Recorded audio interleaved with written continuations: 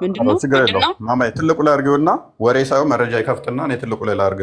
አላህ የሚለው የምን ቋንቋ እንደሆነ ኬት እንደመጣ መረጃውን ክፈተውና አሳየን። ወሬ አይደለም መረጃ ነው። እሺ አላህ ማለት ያው ኖ ማለት ኖ ረዥም አይደለም። መረጃ ክፈትና ጀምር። አንዴ 30 ሰከንድ። ኦኬ ችግር የለም። እሺ አላህ ማለት ብለህ ጀምር ማለት ብለህ ጀምር። መረጃ በመክፈት ጀምር። ምክንያቱም ተረት ተረት መስማት ስለማልፈልግ እኔ መረጃውን ትከፍትና አንብበው ተዛ በኋላ ታብራራለህ። እሺ እንትን እኔ ሌላ ስልክ ስላልያዝኩ ክፈትልኝ። እሺ እንትን ላይ ገብተህ ጎግል አይደለም መረጃ የሚሆነው መጽሐፍ ጥቀስ እኮ እዛ ላይ ሱነን ጎግል ላይ እኔ መጽሐፍ እችላለሁ፣ አንተም መጽሐፍ ትችላለህ። እሱ መረጃ የሆነ መጽሐፍ ጥቀስ። ከሙሐመድ በፊት የነበረ የአላህን ዲፊኒሽን እንዲያመጣልን ነው። ከዛ ስሙን ምኑን አንቶ ሊያሳየን ነው። እኔ እኮ አሁን አላህ ማለት ምን ማለት እንደሆነ ነግሬ ከዛ በኋላ ማስረጃውን ላመጣልህ ነው። ስለዚህ 30 ሰከንድ ስጠኝና እኮ እሱን የምትነግረኝን በመረጃ እንድታደርገው እኮ ነው። አስቀድመህ መረጃውን ታነብና ከዛ በኋላ ማብራሪያህን ትቀጥላለህ እንጂ አንተን ለምሳሌ ችግር የለውም እሱ አመጣዋለሁ። አንተ የፈለከው ማለት ትችላለህ። ሌላኛው መጥቶ ደግሞ የፈለገው ማለት ይችላል። ይሄ ምን ይሆናል? መረጃው አንተ ብቻ ይሆናል ማለት ነው። መረጃውን ከከፈትክ ግን እኔም ቼክ አደርገዋለሁ፣ ሌላም ሰው ቼክ ያደርገዋል። ስለዚህ አላህ ማለት ምን ማለት እንደሆነ፣ ማን እንደሆነ፣ ስሙ ኬት እንደመጣ፣ ምን ቋንቋ እንደሆነ ከዛ በኋላ እንሄድበታለን ማለት ነው። የምን ቋንቋ እንደሆነ ምን እንደሆነ ማማዬ ጠየቃት። ምንድን ነው አላህ የሚለው ቋንቋ ምን እንደሆነ ታውቂያለሽ አልከና ጀመርክ። ምንስ እንደሆነ ትርጉሙን ታውቂያለሽ ብለህ ጀመርክ። ስለማናውቀው አንተ ትርጉሙን አሳየን እኮ ልነግርህ እኮ ነው። አሁን አንተ እዚህ ጋር አረብኛውን እፎይ ማለት እንድንነግረን ሳይሆን የምንፈልገው እንድታነብልን፣ ከዛ በኋላ እንድታብራራልን የኪስህን መረጃ እኮ አነብላለሁ። ስመኝ እሺ ቀጥል። አሁን እፎይ ማለት የአማርኛ ቃል ነው አይደለ? የአማርኛ ቃል ማስረጃ አምጣ ቢባል ከየትኛው መጽሐፍ ነው የምታመጣው? ያንን አላህ ማለት የአረብኛ ቃል ነው እኮ አውጣው። ልብ በሉ አላህ ማለት የአረብኛ ቃል ነው ብሎናል። እናመሰግናለን። ስለዚህ ሙሐመድ የመጀመሪያ አረቦች ነብይ እንደሆነ ተነግሯል። ከዛ በፊት ደግሞ አላህ የሚባል ስም የለም ማለት ነው። ምክንያቱም አረብኛ ተናጋሪ ስላልነበሩ ሌሎች ነቢያቶች። እናመሰግናለን። ቀጥል። እሺ አሁንም ቢሆን ቶፒኬ ላይ ነው ያለሁት። አላህ ማለት የአረብኛ ቃል ሲሆን ኢላህ የኢላህ ዲፊኒሽን ነው እና በጣም በብዙ አሁን ለምሳሌ በኦሮምኛ ዋቃ እንደሚባለው አላህ ማለት ኖርማል የአረብኛ እንደዚህ ጌታ ጋድ ማለት ነው በእንግሊዝኛ ማለት ነው። ስለዚህ ከሌላ መጽሐፍ ከሙሐመድ በፊት ከነበሩት መጽሐፍ ይሄንን ለማግኘት ኦሪት ዘፍጥረትን ምዕራፍ 1 ቁጥር 1ን ትከፍትልኛለህ። እዛ ላይ አላህ ነው የሚለው ችግር የለውም። መጀመሪያ ኦሪት የማን መጽሐፍ ነው? የሙሴን አይደለ?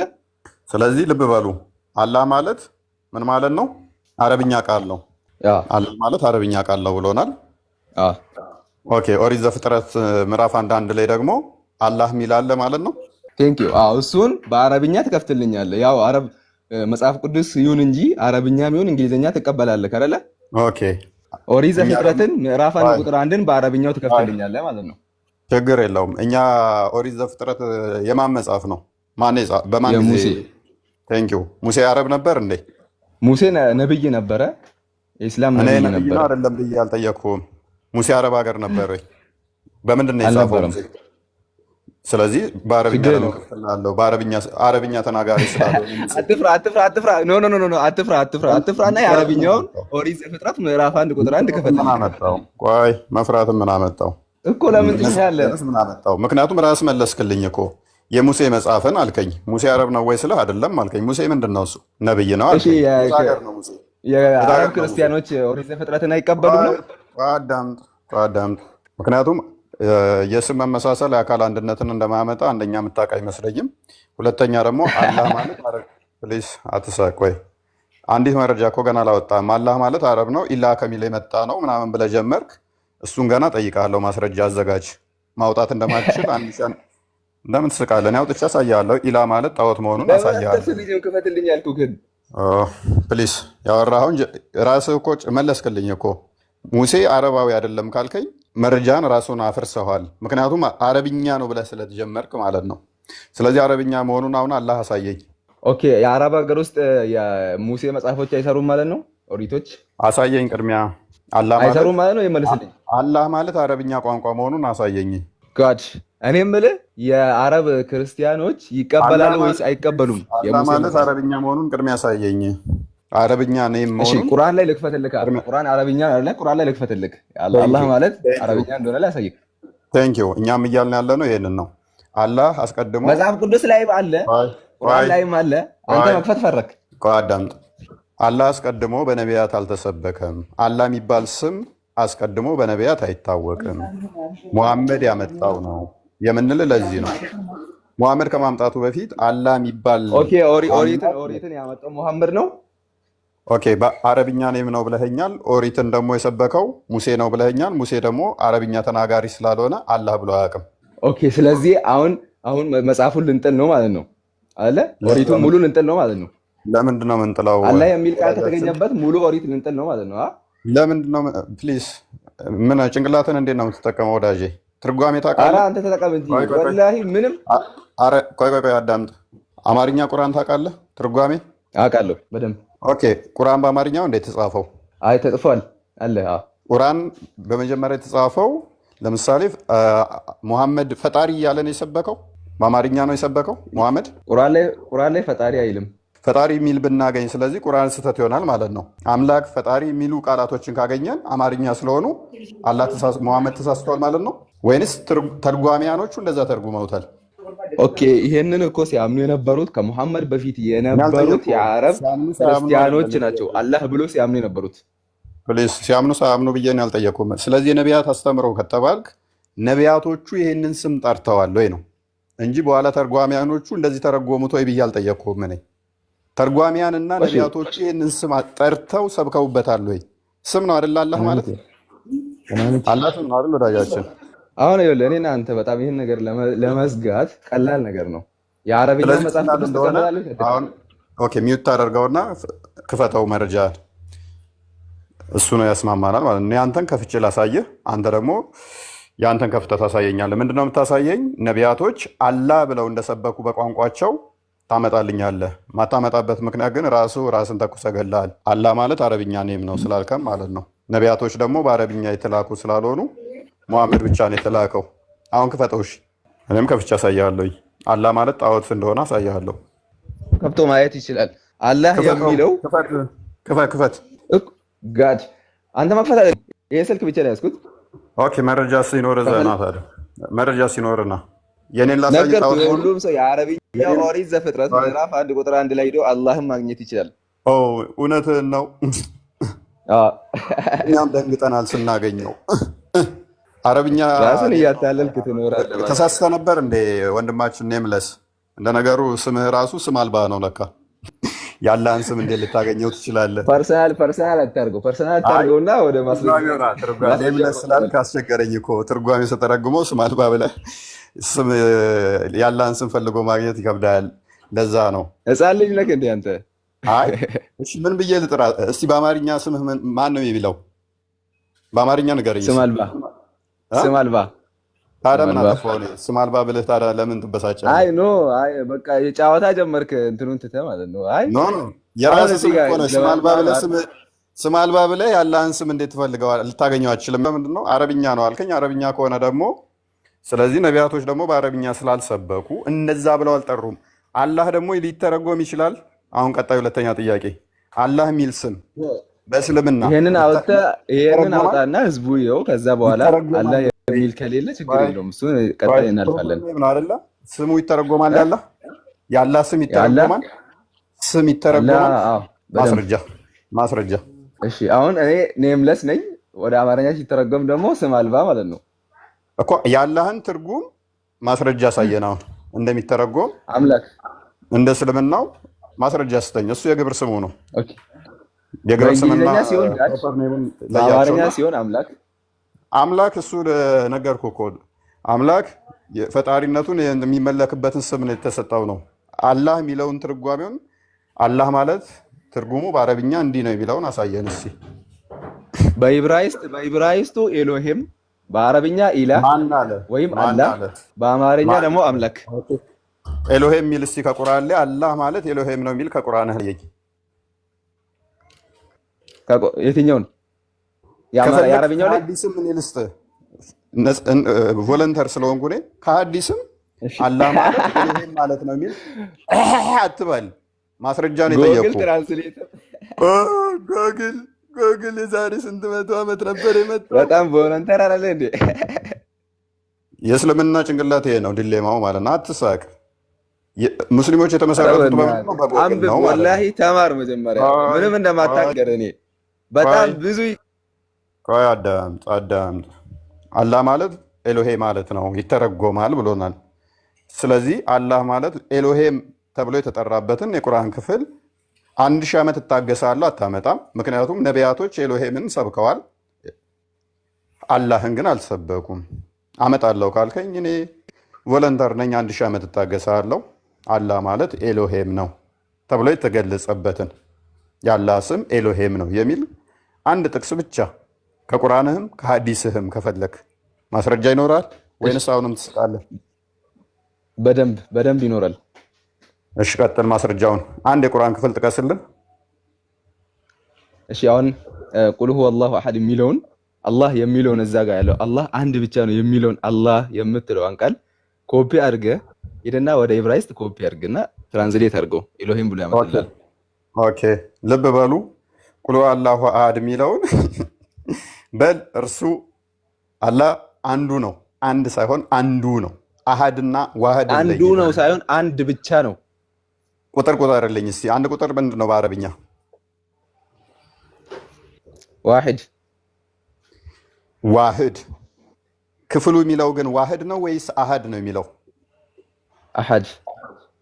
ታዲያ ዋህድንና አሃድን ለምን ታገናኛለህ? ሜይ ቢ አረብኛው ተምታቶብህ ነው። ምንና ዋህድንና አሃድን ለምን ታገኛለህ? ክፍሉ አንድ ማለት ዋህድ አይደለም። አታውቅም ስለ ምክንያት ነው። አንድ ማለት ዋህድ ሳይሆን ዋሂድ ነው። ከስራ ነው፣ ፈትሐ አይደለም። አዳምጥ፣ ተማር። ይቀራል፣ በጣም ብዙ ይቀራል። አዳምጥ። ክፍሉ ላይ ቁጥር እንኳን መቁጠር የማይችል ሰው አዳምጥ። አሃድና ዋሂድን ለምን እንደቀየጥከው አንተ ራስህ ምንም ስላላወቅከው ገና ክፍሉ ላይ የማይለውን አንዱ ነው የሚለው። አንዱ በሚለው በብዙ ቦታ ላይ ደግሞ ያ ተተርጉሞ እናገኘዋለን። እዛ ቦታ ላይ ተቂያ ስለሚሰሩ ኡስታዞች አንድ ብለው ተርጉመውታል። አረብኛው ግን አንድ አይደለም። አሁንም አላህ አንድ ነው ማለት አላህ ማለት ኤሎሄ ማለት ትርጉም ነው ማለት አይደለም። እኔ ጠየቅኩ አላህ ማለት ኤሎሄ ማለት ነው የሚል ነው እንጂ የጠየቅኩ አላህ ማለት አንዱ ነው የሚል ጥያቄ አይደለም የጠየቅኩ። ስንት ነው ብዬ አልጠየቅኩ። አላህ ስንት ነው ብዬ ጠይቄህ ቢሆን አላህ ማለት አንድ ነው ብለህ ትመልስልኛለህ፣ ወይንም አንዱ እንደሚለው ቁርአኑ ላይ ብለህ ትመልስልኛለህ። አላህ ስንት ነው ብዬ ሳይሆን የጠየቅኩ እኔ አላህ ማለት ኤሎሄም ነው ወይንም ኤሎሄም ማለት ነው የሚል ክፍል አሳየኝ ስለ አላህም አንድ ነው የሚል ምላሽ ለምን ትሰጠኛለህ? ያልጠየቅኩህ እኔ የጠየቅኩህ ምንድን ነው? ጥያቄ እንድገምልኝ እስኪ እኔ መለስ ወጣ እንዴ? ያ ሰይድ አለ ሰላም ናቸው። እንዴት ነህ? ሰላም ያውራ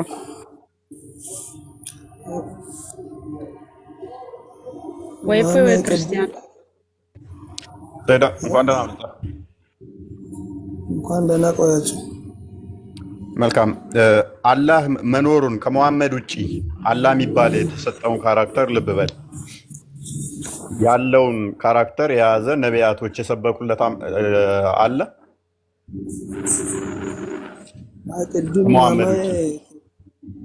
ቅድም ማመ ሙሐመድን ከደምሻሽ ጋር ሲታገናኝ ነበር። ያ ለምንድን ነው ያገናኘችው? ደምሳሽ እዛ ጋር ነው እንኳን መለስከኝ አስታወስከኝ። እና ሳሂህ ቡኻሪ 693 ላይ ሙሐመድ ምን ብሎ ተናግሯል? ማንኛውም ሰው በህልሙ እኔን ካየ በእውነትም አይቶኛል፣ ሴጣን እኔን ሊያስመስል አይችልምና ብሏል። ይሄ ነብይህ ምስክርነት ነው። ነብይህ ለሰዎች የሰጠው ምስክርነት ነው። ስለዚህ ደምሳሽ ደግሞ ነብይህን ደጋግሜ አይቼዋለሁ ካለ፣ ማንኛውም ሰው ደግሞ እኔን በህልሜ አይቻለሁ ካለ በእውነትም አይቶኛል፣ ሴጣን እኔን ሊመስል አይችልም፣ በእኔ ሊገለጽ አይችልም ብሎ ከተናገረ፣ ደምሳሽ አይቼዋለሁ ካለ ነብይህ እውነተኛ ከሆነ ደምሳሽም እውነተኛ ይሆናል ማለት ነው። የነቢያት ህልማቸው ደግሞ ወይ ነው ሪቪሌሽን ነው ብሏል ማለት ነው። ስለዚህ ነብይህ ደምሳሽ ምን ይሆናል ማለት ነው? በዚህ ሎጂክ መሰረት ነብይ ይሆናል ማለት ነው። በነብይህ ንግግር መሰረት በህልም አይቼዋለሁ መሐመድን እንደዚህ እንደዚህ ነው ብሎ የተናገረው ደምሳሽን አይደለም ብለህ በምንድን ነው ዲስፕሮቭ የምታደርገው?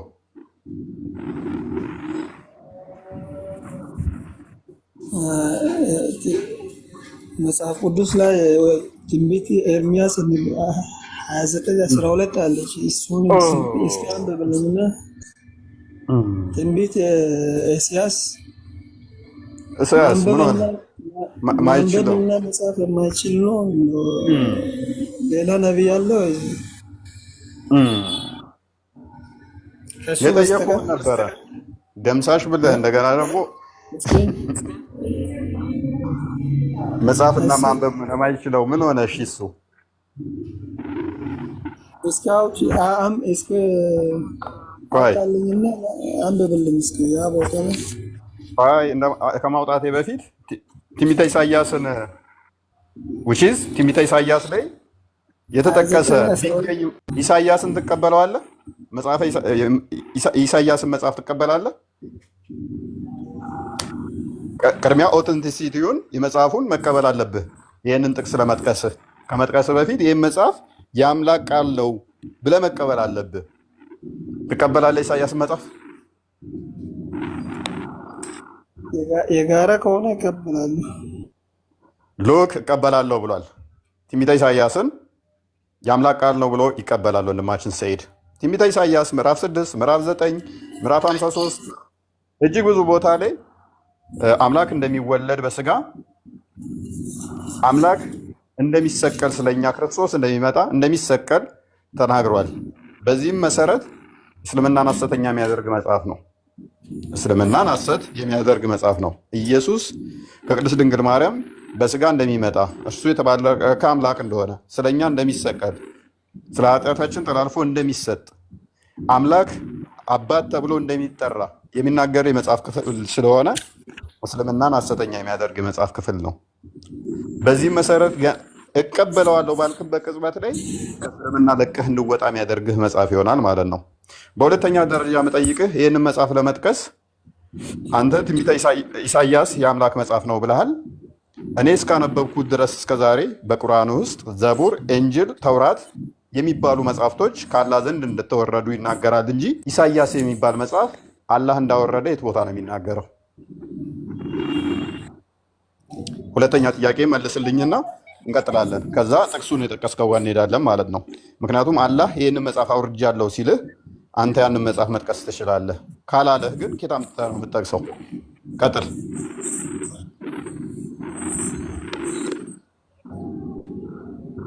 ሰይድ እየጠበቅኩ ነው። አላህ አውርዶልናል ብሎ የነገረህ ዘቡር፣ ኢንጅል፣ ተውራትን እና ቁርአንን እንጂ የት ቦታ ነው ትንቢተ ኢሳያስ የአምላክ ቃል ነው ብሎ ያወረደልህ? አላህ የት ቦታ ነው ይህንን መጽሐፍ የጠቀስከው? የአምላክ ቃል ነው እቀበላለሁ ያልከው ኬታ አንተ ነው? ትንቢቱን ለማንን ነው የሚያሳየው ነው ያልኩት። የጠየኩ ገብተዋል። አንተ ሙስሊም እንደመሆነ የአምላክ ቃል ነው ትንቢተ ኢሳያስ ከአምላክ የወረደ መጽሐፍ ነው ብለህ ለማመን አላህ ደግሞ መጽሐፍቶችን አውርዶልኛል ብለህ የምታምነው ተውራት፣ ዘቡር፣ ኢንጂልን እና ቁርአንን ነው። ኢሳያስ የሚባልን መጽሐፍ የአምላክ ቃል ለመሆኑ ማስረጃህ ምንድን ነው?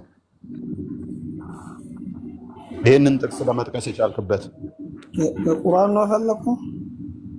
መቼም ከደምሳሽ መጽሐፍ ከፍቅር ሲዝም አይሆንም። መቼም አንተ ሙስሊም እንደመሆነ የምትጠቅሰው ቁርአን ስለሆነ የት ቦታ ነው ይሄንን መጽሐፍ አውርጄዋለሁ ከዚህኛው ውስጥ ስለ መሐመድ ተነግሯል ብሎ ያለ የት ቦታ ነው? ቢሊየን የሚከተለውን ሰው እንዴት ነው ከደምሳሽ ጋር የምታገናኘው? አልገባኝም እያልክ ያለው 2 ቢሊየን የሚከተለውን ነቢይ ምን ከደምሳሽ ጋር ኮሜዲያን ደምሳሽ ጋር መገናኘት ልክ አይደለም። አይ እኔ እኮ ያለው የሚያገናኘውት ባይ ዲፎልት እናንተ መሐመድን ስትከተሉ ደምሳሽ ለምሳሌ ሕፃን ልጅ አላገባም። መሐመድ ሕፃን ልጅ አይሻን አግብቷል። በሱናን አቢ ዳውድ አንድ እንደሚናገረው በ6 ዓመት አግብቶ በ9 ዓመት ተገናኝቷል። ደምሳሽ አልተገናኘም። መሐመድ መገለጥ መጣልኝ ብሎ እንደ ግመል እንደፋደፍ ቀሚስ ነበረ። ጠበሪ ቮሉም 76ኛው ፔጅ ላይ ደምሳሽ ግን እንደዛ ሲንደፋደፍ አረፋ ሲደፍቅ አላየ ነው። ሙሐመድ አጋንንት ጋበዘኝ እያለ ሌሊት ገደል ለገደል ይሄድ ነበረ።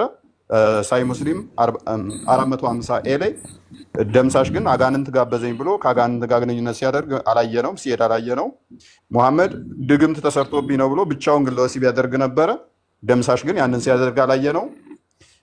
ሙሐመድ ንጽህናውን ስለማይጠብቅ ቅማል እንደነበረበትና ሚስቶቹ እንደሚቀምሉለት ሱነን አቢ ዳውድ 380 ላይ ተገልጿል። ደምሳሽ ግን ሲቀምል አላየነው። ሙሐመድ ብዙ ነገሮች እንደዚህና እንደዛ ነገሮች አሉ። የኔስ ብቻ ወደ ቶፒኩ ባክ እናድርግና በእርግጥ ልናወነጻጽራቸው አንችልም። ደምሳሽ በብዙ እጥፍ የተሻለ ስለሆነ ማለት ነው። የጠየቅኩህን ጥያቄ ምላሽ ይኖራል?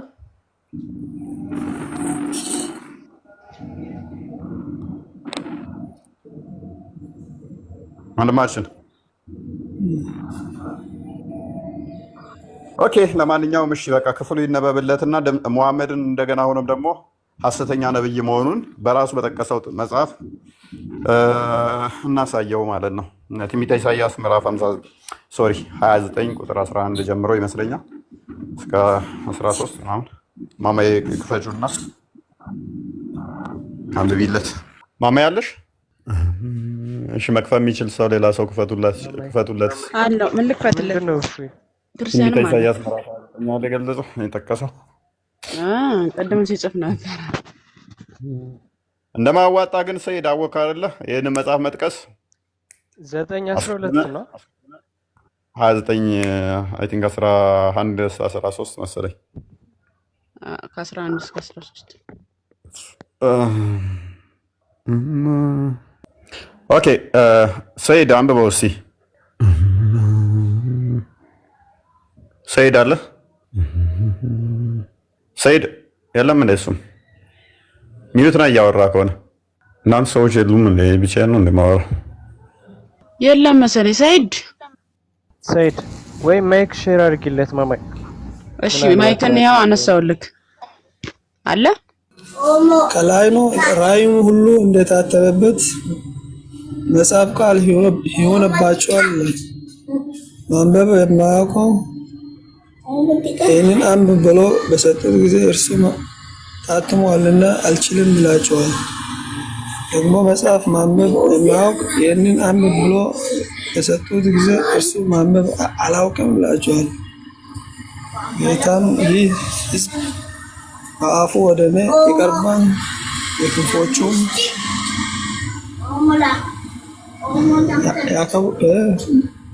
የክንፎቹም ያከብሩኛል፣ ልቡ ግን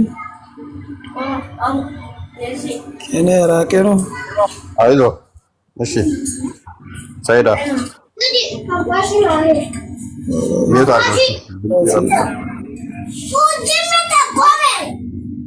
ከፍ አድርጊው እስኪ ማመድ እንትኑ አላህ ከመሐመድ በፊት አይታወቅም የሚለው ያው ቀጥል። በመጀመሪያ ሰይድ፣ ስለዚህ ይህንን ክፍል ስትጠቅስ አስቀድመ ይሄ አምላክ ቃል ነው የፈጣሪ ቃል ነው መጽሐፈ ኢሳይያስ ስትል፣ ስለዚህ መጽሐፈ ኢሳይያስ ትንቢተ ኢሳይያስ ኢሳይያስ አስቀድሞ ስለ ጌታ መወለድ አምላክ እንደሚወለድ እንደሚያድነን ማመን መቻል አለብህ። ይህንን መጽሐፍ ከጠቀስክ ማለት ነው። ስለዚህ ይህንን ታምናለህ፣ እንደሚሰቀል እንደሚነሳ ታምናለህ። ስለዚህ እስልምናን ሐሰተኛ ታደርጋለህ ይህንን መጽሐፍ በጠቀስክበት ቅጽበት። በሁለተኛ ደረጃ ዘቡር፣ ኤንጅል፣ ተውራት የሚባሉ መጽሐፍቶችን አላህ እንዳወረደ ከመሐመድ ከቁርአን በፊት እንጂ ኢሳይያስ የሚል መጽሐፍ እንዳላወረደ እናውቃለን። በቁርአን ስላልተጠቀሰ ማለት ነው።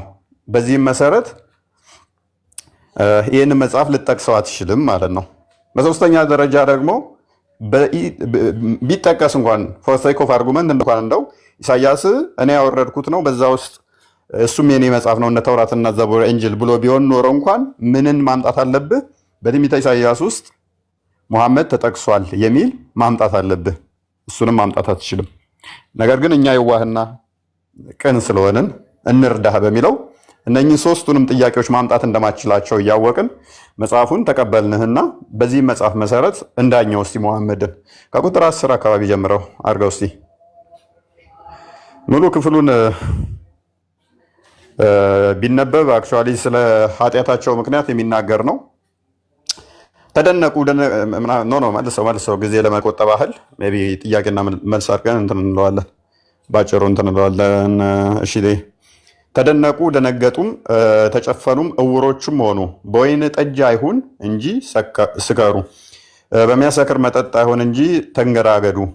እግዚአብሔር የእንቅልፍ መንፈስ አፍስሶባቸዋል። እግዚአብሔር ምን አድርጎባቸዋል? የእንቅልፍ መንፈስ አፍስሶባቸዋል። ዓይኖቻቸውን ነቢያትንም ጨፍኖባቸዋል። ራሳችሁን ባለራእዮች ሸፍኖባቸዋል። ራእዩም ሁሉ እንደታተመ መጽሐፍ ቃል ሆኖባቸዋል። ማንበብ ለማያውቅ ይህን አንብብ ብለው በሰጡት ጊዜ እርሱ ታትሟልና አልችልም ይላቸዋል ይላል። ሰይዳው ማይክን አንሳው እስቲ። ደግሞ መጽሐፉን ማንበብ ራእዩም ሁሉ እንደታተመ መጽሐፍ ቃል ሆኖባቸዋል። አንብብ ብለው የሰጡት ለማን ነው? ሰይድ ለመሐመድ ነው። ማንበብ ማይችለው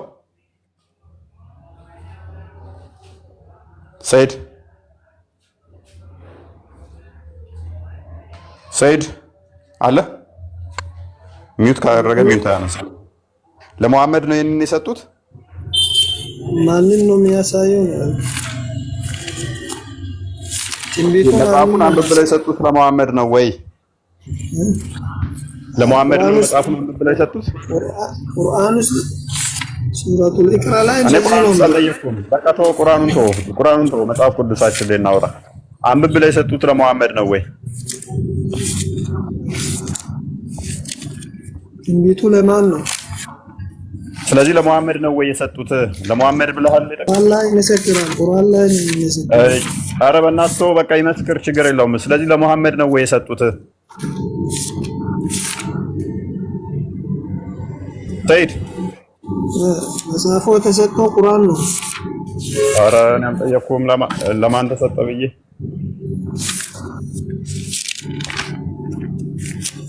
ሰይድ እኔን እየሰማኝ ነው? ተው አትግለጠው እሱን።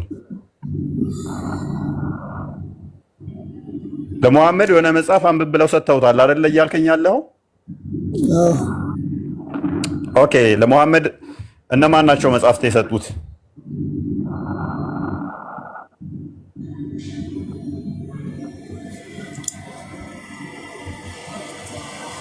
የስራው ሰው ማን ይሰጠዋል? ማን ነው የሰጠው? መጽሐፍ የሰጠው አካል አለ? ተጽፎ መጽሐፍ የሰጠው አለ ለመሐመድ?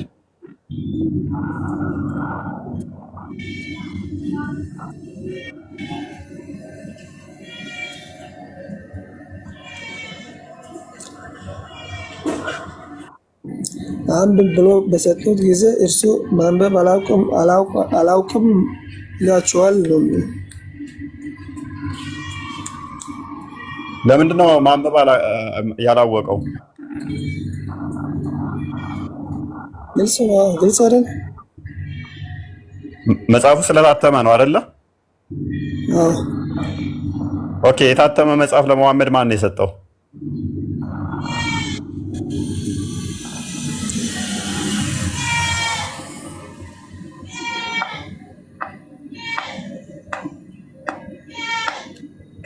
የታተመ መጽሐፍ ጥራት ሰጥተው እንካ አንብብ ብለው ያሉት ማንን ነው? መጽሐፉ የታተመባቸው አይኖቻቸውን የጨፈነው ነብይ ማን ነው የሰጡት? እንደዛ አድርገው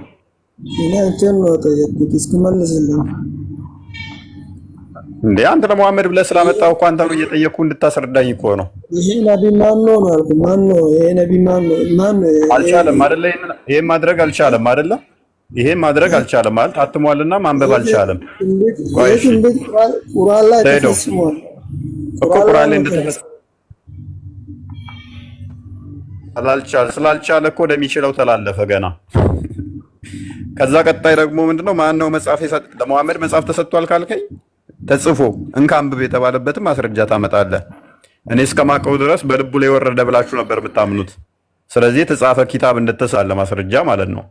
ደግሞም የሰጡት አካላት ስንት ናቸው? እነማን ናቸው? ለመሐመድ እኔ ጅብሪል አወረደለት እንደምትሉ ነበር ማውቀው። ለከሆኑ አካላት ተሰባስበው ነው መጽሐፍ ተጽፈው የሰጡት። እሱንም አላውቅም ነበር። እንቀጥል። እሱ ባለመቻሉ መጽሐፉ ምን ሆነ? ደግሞም መጽሐፉን ማንበብ ለማያውቅ ይህን አንብብ ብለው በሰጡ ጊዜ እርሱ ማንበብ አላውቅም ይላቸዋል።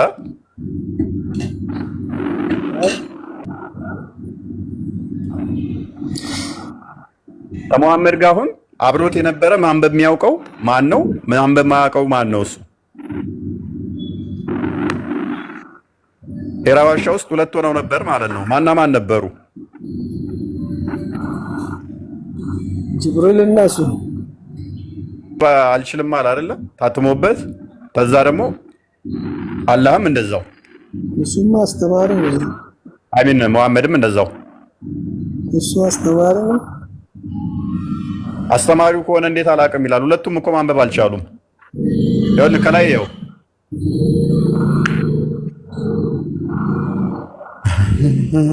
ሜቢ ዝቅ አድርገው ከላይ ያለው ሶሪ የቱ ጋር ነበር? ዝቅ አድርገው ትንሽ ቁጥር 11 ሶሪ ራእይም ሁሉ እንደታተመ መጽሐፍ ቃል ሆኖባቸዋል። ማንበብም ለሚያውቅ ይህን አንብብ ብለው በሰጡት ጊዜ እርሱ ታትሟልና አልችልም ይላቸዋል አይደለ? መጽሐፉ ስለታተመበት ማንበብ ምን አልልም ማለት ታትሟልና አልችልም አላቸው አይደል? እነኚሁ አካላት ደግሞ መጽሐፉን ማንበብ ለሚያውቅ ደግሞ ሰጡት አይደል? ይህን መጽሐፍ ለማያውቅ ደግሞ ሰጡታ። ቅድሚያ ለሚያውቅ ሰጡ፣ ከዛ ወዲያ ደግሞ ለማያውቀው ሰጡት። ስቴድ ከኔ ጋር አይደለም እንዴ? ነው የኔ ድምጽ ነው የማይሰማው ይመስለኛል። ንፋስ ምናምን ያለበት ቦታ መሰለኝ አለ። ሰይድ አሎ ቀጥይ በቃ ማማዬ፣ እኔን እየሰማኝም አይደለም መሰለኝ። ነው እየሰማህ ነው። ቀጥል አውሮ እሱን ጨርስና ከዛም ፈሪሃን እንትን እላለሁ። ሰይዳ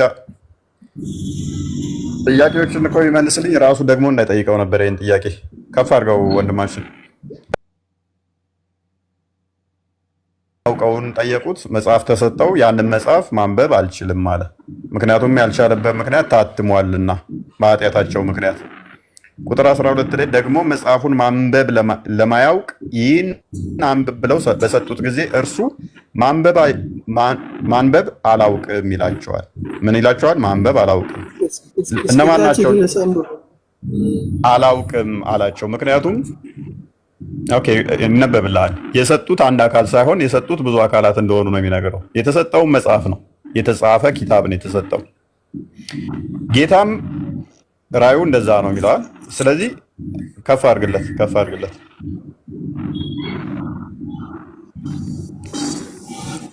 ጌታም ይሄ ሕዝብ በአፉ ወደ እኔ ይቀርባልና፣ ስለዚህ ይህ ሕዝብ ምንድነው? በአፉ ወደ እሱ የሚቀርብ በከንፈሮቹም ያከብረኛልና፣ ልቡ ግን ከኔ የራቀ ነውና በሰዎች ስርዓትና ትምህርት ብቻ ይፈራኛልና። ስለዚህ መሐመድ ከነኚህ ጋር ነው። ይሄ ነው ማለት ነው። እንደዚህ አይነት ሕዝብ ነው። ምን አይነት? በአፉ እንትን የሚል በልቡ ከፈጣሪ ሀሳብ የራቀ የተሳሳተ አስተምሮ ይዞ የመጣ ነው መሐመድ ማለት ነው።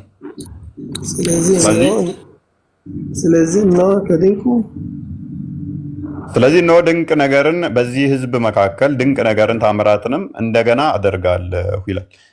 በአፉ ከሚቀርቡት ኦኬ ይህ ህዝብ በአፉ ወደ እኔ ይቀርባልና በከንፈሮቹም ያከብረኛልና ልቡ ግን በሰዎች ስርዓትና ትምህርት ብቻ ይፈራኛልና። ስለዚህ መሐመድ ይዞት የመጣው አስተምሮ የሰዎችን ስርዓት ለሰዎች የሚስማማ የሰዎችን ሀሳብ ይዞ የመጣ እንጂ የአምላክን ሀሳብ ይዞ የመጣ አይደለም እያልከኝ ነው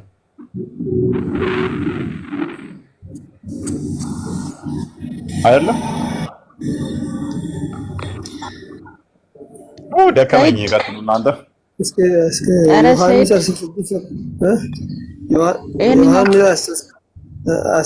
ይሄንኛው ገባክ? በመጀመሪያ ይሄንኛው ገባክ? ይሄንን የሚደግፈው እስከ 16 17 8 ባይ ይሄንኛው ገብቶሃል? ኢሳይያስ 29:12 ከዚህ በኋላ ለነብዩ ነው ብለህ የማትጠቅሰው ጥቅስ እንዳልሆነ፣ ምክንያቱም እየተነገረ ያለው ስለ ህዝቡ ነው። የማይሰሙ ህዝቦች ግልጽ ነው። ለነብዩ መሐመድ ነው። ኦኬ እንቀጥል ማለት ነው። 11 ላይ ክፈትልን። 11 ላይ ተመለስ። 11 ላይ ተመለስ። እሺ ራእዩንም ሁሉ እንደታተመ መጽሐፍ ሆኖባቸዋል። ማንበብንም ለሚያውቅ ይህን አንብብ ብለው በሰጡት ጊዜ እሱ ታትሟል አልችልም ይላቸዋል ይላል። ማንበብ እያወቀ አንብብ ብለው ሲሰጡት ማንበብ አልችልም የሚለው ማን ነው?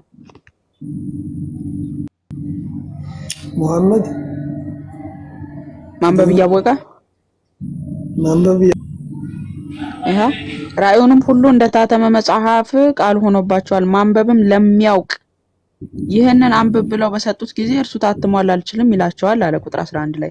ማን ነው ይሄ ማንበብ እየቻለ አንብብ ብለው ሲሰጡት አልችልም ያለው? የማያውቅ ነው የሚያውቅ ቁጥር 11 በቃ ወንድማችን ተከታታይ እንትንስ አዳምጥ እሺ። ገና ዛሬ ነው መሰለኝ ብቅ ያልከው ሲጠቀስ የሚሰማው ገና ዛሬ ነውና እየተከታተልክ ተማር። እናመሰግናለን። እሺ ፍሬ እንዴት ናችሁ? እንዴት ነህ? ሰላም ነው ይመስገን አምላክ። ሙስሊም ነህ? እኔ እንኳን እውቀት የለኝምና ጥያቄ ልጠይቅሽ ነበረ። የምትመልሺው ይመስለኛል ግን አንቺ እየጠየቅን ነው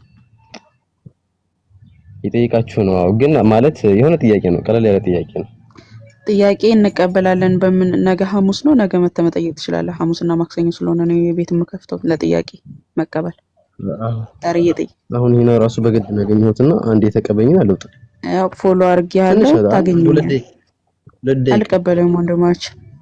ጥያቄ በመቀበልበት ቀን ና እና ጠይቅ። እኛ እየጠየቅን ነው።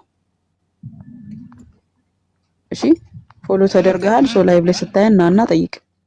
እሺ ፈሪሃን እሺ ለነሽ ደህና ነኝ አልሐምዱሊላህ። ኦኬ ጥያቄውን ሰምተሻል? ሰምቻለሁ። ኦኬ ቀጥይ። ቅድም ለልጁ ያሳያችሁት ነበር ማንበብ አንበብ ሲሉት ማንበብ አልችልም አለ ምናምን እያላችሁ እና ጅብሪል ነብዩ መሐመድን አንብብ ሲላቸው አይ እኔ ማንበብ አልችልም ምናምን አሉ። አይ ሞከር ግድ የለም ሞከር ጅብሪል ነው እንደዚህ አላቸው። አንብብ ሲሉ ረሱልም ደግሞ አይ እኔ አልችልም ሲሉ ሞክር አሉት። ነብዩ መሐመድም አነበቡ። በሁለተኛው ነው እንደዚህ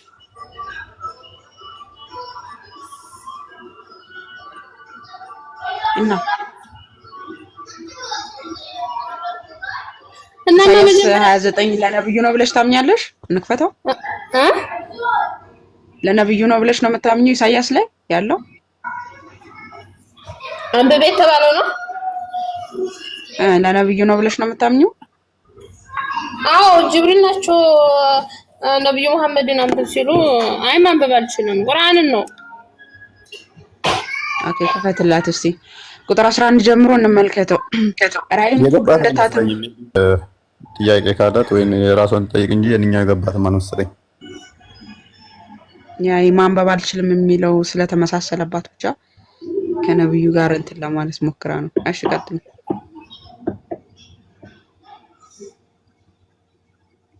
ቀጥይ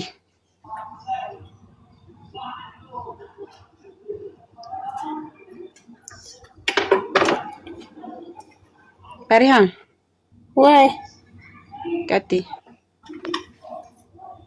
ነገርኩሽ። አሁን ምንድን ነው የነገርሽኝ? ሲግልጽ አድርጊ።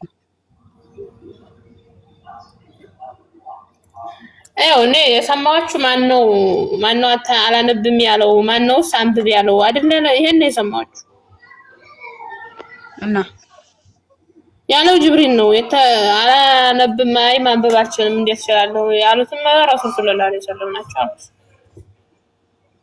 እኛ እሱን እየጠየቅን አልነበረም። ጥያቄያችን ምን ነበረ? አላህን ከመሐመድ ውጪ ባሉ ነቢያት አሳዩን የሚል ነበር ጥያቄያችን። አላህን ከመሐመድ ያሉ ነቢያቶች ያሳዩን። ከመሐመድ ውጪ ባሉ ነቢያት አላህን አሳዩን። አሉ ነብዩ ኢብራሂም ነብዩ ኢሳ አሉ። እስቲ ያሳየኝ ባስተምሮታቸው ላይ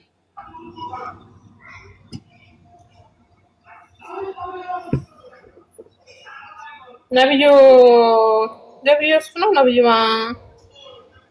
እሳት ውስጥ ሲወረወሩ ምናምን ምንድን ነው አስቢ አላህን ያመለከን ብለው አላህ እናንተ አላህ የለም ከነብዩ መሐመድ በፊት አላህ የለም ነው የምትሉ ሰምቻው ራሱን አይቻላ እኮ ማስረጃ አሳይን ካለ ማለት ነው። አስፋሽ እኔ አስልከልኝ እሺ አሁን የገባኸው ሰላም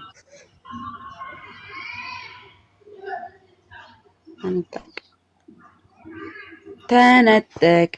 ሌላ ሙስሊም አልገባትም። ሶታ አዳምጥ። ሌላ ሙስሊም ካለ መግባት ትችላላችሁ። አላህን ከሙሐመድ ውጪ ባሉ ነቢያት ማውራት አላልኩኝ ማሳየት የምትችሉ ሙስሊም ወገኖቻችን መግባት ትችላላችሁ። አላህ የነቢያት አምላክ ነው። አላህ የነቢያት አምላክ ነው። ማስረጃ የለም። ባይዘው አንድ ነገር ልታውቅ ይገባል። ይሄ በጣም የተደጋገመ ወሬ እውነት ይመስላል ማለት ሰዎች ደጋግመው ሲያወሩት አንዳንድ ውሸት የሆነ ነገር እውነት ይመስላል እና ያ ነገር ነው እያጃጃላችሁ እየሸወዳችሁ ያለው በጣም ስለሚደጋገሙት ኢጎ ስላለ ይሄ እንዲህ ነው ማስረጃ እስቲ አፍታታችሁ ያንዳንዱ ጠይቋቸው እስቲ ለዚህ ማስረጃ ስትሏቸው የላችሁም እኮ አፋቸው ላይ ግን በጣም ስለሚደጋግሙት እውነት ይመስላችኋል። ለዛ ነው ውሸት እውነት ይመስላል ሲደጋገም የሚባለውና አላህ የነቢያት አምላክ ነው የሚል መፈክር በማስረጃ ሲታይ አይደለም የነቢያት አምላክ ሙሐመድ ራሱ ጥሮ ግሮ ተጨምቆ ተደፍቆ ያላወቀው አካል ነው። ማስረጃ የሌለው ነገር ማለት ነው። እና ማስረጃችሁ ወሬ ብቻ ነው እንጂ ማስረጃ በማስረጃ ከፍታችሁ ማሳየት የምትችሉ አይደላችሁ። እሺ ጀምስ እስቲ አስገብኝ እያልክ ስለሆነ ኢንቫይት ላድርግ። የገባው ክርስቲያን መሰለኝ። ይነበብ ሙስሊም ነው እንዴ? ሰላም እንዴት ናችሁ? እሺ ቆይ አንዴ ጀምስ ሰላም ላንተ ይሁን። ይነበብ ሙስሊም ነው?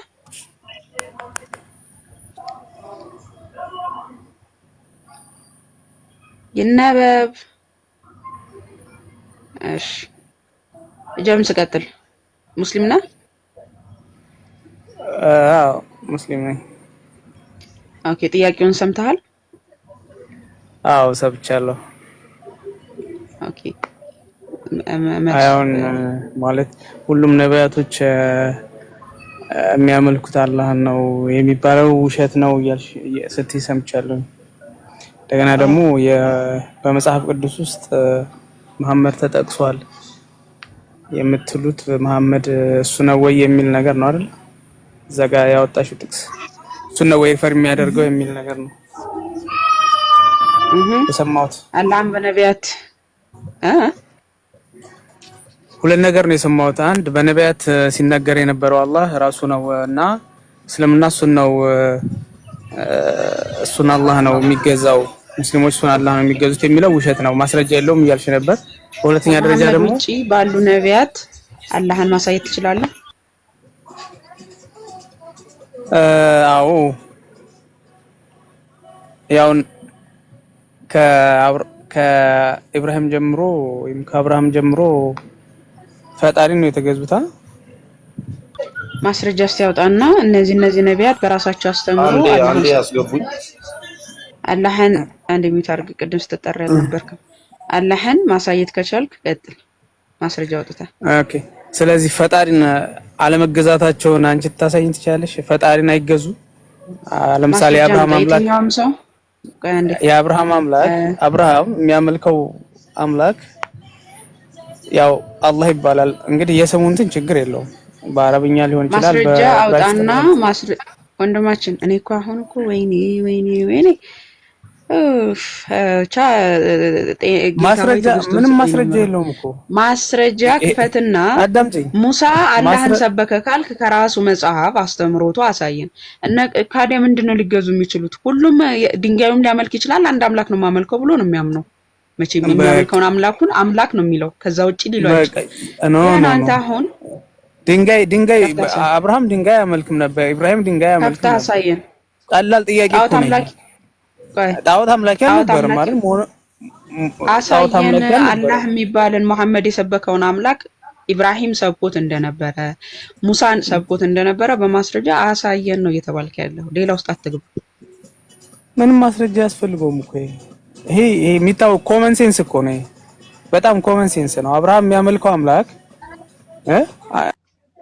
ወደ ካዕባ ምንም ማስረጃ ለምን ታዲያ ድምጻሽን አይቀበሉም እኮ? እና ማስረጃ ከሌለው ምን ሊያደርግ ገባ? ግን በመድኃኒዓለም ምንም ማስረጃ የለም አለ። ሊመቸው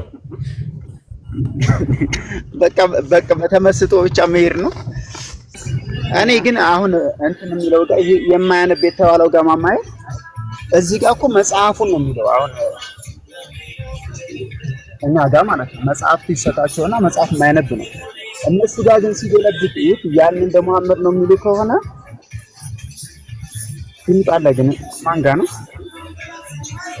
የነበብ ጋር መሰለኝ ሐሙት አርጋን ቀጥታ። እሺ። እና እዚህኛው ጋር መጽሐፍ ነው ቶታሊ ያለው ማለት ነው። እንደዛው የማያነበው ብሎ ያንን ነገር ለመሐመድ ካመጡለት ጅብሪል ያመጣው ራሱን የቻለ መጽሐፍ ነው እያሉ ነው ማለት ነው። ወይ ሳይሆን ራሳቸውን ራሱ ገደል እንደሚከታቸው አይረዱም ወይ ነው የኔ ዋናው ሐሳብ። እዚህኛው ላይ አክሴፕት እናድርግላቸው ጀመር ይሰጡታል ነው። ስለዚህ ወይ አላመጣለትም፣ ቀጥታ እንዲጥራዝ መጽሐፍ ነው ያመጣለት ብለን ልንሄድ ነው ማለት ነው። ምክንያቱም እዚህኛው ጋር መጽሐፍ ስለሆነ እያለ ያለው ራሳቸውን ጠምጥሞ አይገላቸውም ወይ ነው። እሺ አውሯቸው የገቡ ሙስሊሞች አሉ። ሲጀመር ክፍሉ ራሱ እኮ ጭራሽ የማይገናኝ ክፍል እኮ ነው። ዝም ብሎ ይነበብ ታወራለህ ወይስ ዝም ብለህ ትቆያለህ? ኦኬ ይሰማል። ቀጥል። እኔ አሳየን። በመጀመሪያ እኔ ሙስሊም ነበርኩ መጀመሪያ እና እናንተም መደግፈው ይሄ ማለት ምንም ተጨባጭ ነገር የሌለው ነገር ነው። ዝም ብለው እነሱ ይንቦራጨቁት እና ምንም ኤቪደንስ አያመጡላችሁ። ስለማያመጡ ይሄን ነገር ያው የሚያመጣ ሰው ካለ ሲብናየው ደስ ይለኛል። እናንተን ለመደገፍ ነው እንትን ያልኩት የገባሁት። ይሰማል። ኤክስ ሙስሊም ነህ? ከእስልምና ወጥተህ ነው? መጀመሪያ ሙስሊም ነበርኩኝ። አሁን የእፎይ ተከታይ ነኝ። አሁን እኔ አሁን ተጠምቄያለሁ። ኦኬ እሺ፣ እንኳን ደህና መጣ ወንድማችን። እሺ። እና ያው እሱ በሚያስተምረው ትምህርት ነው ወደ ኦርቶዶክስ የመጣሁት እና በጣም አባቴም እናቴም አባቴ ሙስሊም ነው። አባቴ ጋር ነበርኩ እና ጥሩ ያልሆነ ስሜት ነበረ በዛ ፋዘርም የሚያንጸባርቀው የነበረው እና እግዚአብሔር ከዚህ አውጥቶኛል። በጣም ነው የማመሰግነው እፎይን በዚህ አጋጣሚ።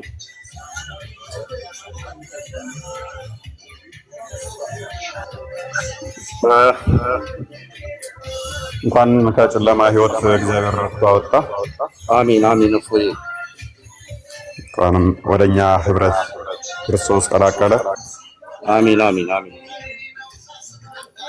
እንግዲህ ቤተሰቦችንም ለማውጣት እግዚአብሔር ይርዳ። አንተ ብቻ ሳትሆን የቀሩ ቤተሰቦችንም። እናቴ ኦርቶዶክስ ናት። አባቴ በጣም አስቸጋሪ ነገር ነው። በሆነ ነገር ነው የወጣሁት ከእስልምና። ከዚህ በፊት የሆነ ነገር ይለኝ ነበረ እና በጅሃድ ጉዳይ ነው።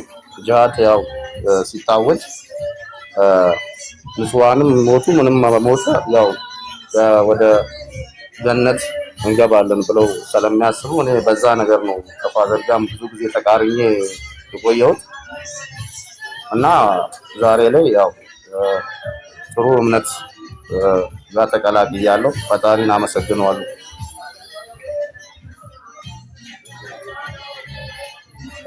መልካም። ዋናው አንተ ራስህ ማስመለጥ ነው። እግዚአብሔር ከረዳ ደግሞ ቤተሰብን የቀረ ካለ በአባት ወገን ያሉትንም ለማምጣት ይርዳ። ክርስቶስን በደንብ እይ። እኛ ልንወርድልን እንችላለን። አሜን። እሺ ዋናው ምንድነው? ሰው አስተምሮቱ ላይ ፎከስ አድርግ። ክርስቶስን ተከተል። እሺ እሺ። በርታ። አመሰግናለሁ። ጥያቄዎች ምናምን ካሉ አናግረን ጠይቃለሁ። በክርስትና ተመለሱ። እሺ እሺ። አመሰግናለሁ። እሺ ወንድማችን ሰው ከንቱ የሰው ልጅን ታከብረው ዘንድ ምንድን ነው ይላል ዳዊት። እሺ እንዴት ነህ? እንዴት ማለት አለን እግዚአብሔር ይመስገን። ደህና ነህ? ሙስሊም ነህ? ማታ ላይም ስከታተላችሁ ነበርና በዚህ አጋጣሚ እናንተን ድምጻችሁንም እንደዚህ ሰማ ብዙ ደስታ ይሰማኛል።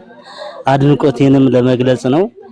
ከዚያ ውጭ እንዳስተያየትም ለመጠቆም ያህል ነው። ምክንያቱም አንዳንዶች የእናንተን ስራ ቢዚ ለማድረግ ዝም ነው ጣልቃ ገብተው ሌላውን አድማጭ ተመልካቹንም ቢዚ የሚያደርጉ ሰዎች አሉና ከመግባታቸው በፊት የሆነ ህግ ማለት የዚህ ፕላትፎርም ህግ ሊወጣለትና ገደብ ሊኖረው ይገባል የሚል አስተያየት ስላለኝ ነው። ምክንያቱም ምንም ነገር ማንበብ መጻፍ ማይችል ሰው ይገባል ያልሆነ የሆነ ነገር ለናንተም ማይመጥን ለሌላውም ተመልካችም ማይመጥን ነገሮችን ሲያስተላልፉ ስሰማ እኔ ከናንተ ከነ ክርስቲያን በላይ ውስጥ ይርር ይላልና እናንተ ቻይ ናችሁ። አሁንም ፈጣሪ ያበርታችሁ፣ መልካሙን ጊዜ ሁሉ ይባርክላችሁ የሚል ነገር ነው ያለኝ።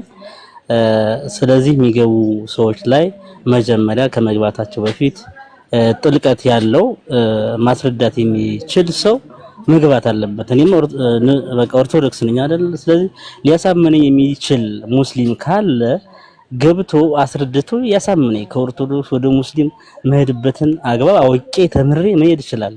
ነገር ግን ትክክለኛውን ነገር ላለመቀበል ውስጣቸው የደነደነ ሰዎች ናቸው ብዙ ጊዜ የሚገቡትና ቢያንስ አደብ ገዝተው ሁሎችም ሲገቡ ቢያንስ እምነት ነው፣ ተከባብሮ ሊኖር ይገባል። ነገር ግን እዚህ የተለያየ እላፊ ቃል እኔ እናንተን ትናንትና ብዙ ነገሮች ሲሉ በጣም ነው ሆትም ያደርገኝና እንነጋገር ነው በቃ።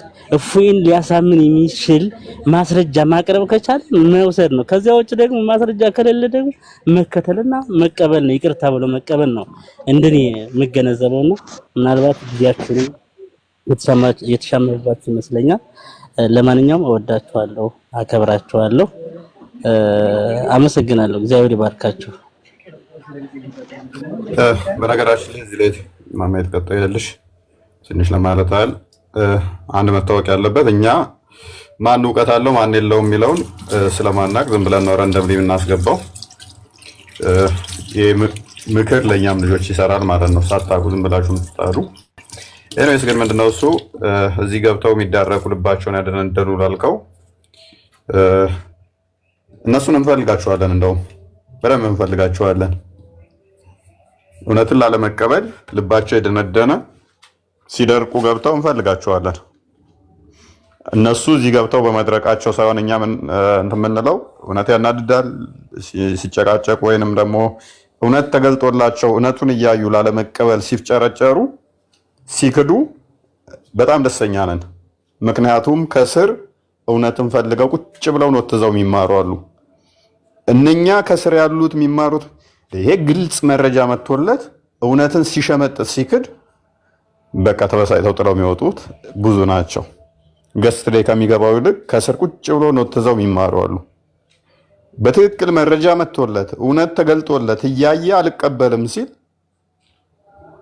ከዚህ በላይ ምን እንፈልጋለን ብለው የሚወጡ አሉ።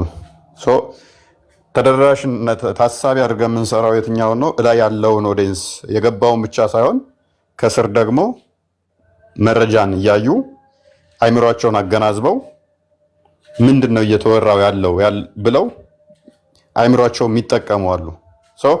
መረጃው በትክክል ቀርቦለት ላለማመን የሚሳደብን ከስር ያሉት ጥፋቱ የኛው ነው፣ ጥፋቱ የኛ ልጅ ነው እያሉ የሚዳኙ አሉ። አንተ ከስር ቁጭ ብለህ የተሻለ ቢገባ ምንም አያውቅም እያልክ እንደነበረው ከስር ያሉት ደግሞ ምንም ሳያውቅ እንዲህ ብሎ እየዘባረቀ ወይንም ምላሹ ይሄ ከሆነ ሆን ብሎ እየካደ ከሆነ ስለዚህ ሃይማኖታችን እየዋሹ ነው ውሸት ነው እያለ ያለው እፎይ ወይንም ሌሎቹ ክርስትናና ላይ የሚሰሩ እህት ወንድሞቼ ለካ እውነታቸውን ነው። ይሄው ግልጽ መረጃ መጥቶለት ግልጽ ማስረጃ አምጥተውለት እየካዳቸው ነው፣ እየዋሹት ነው፣ እየዋሻቸው ነው።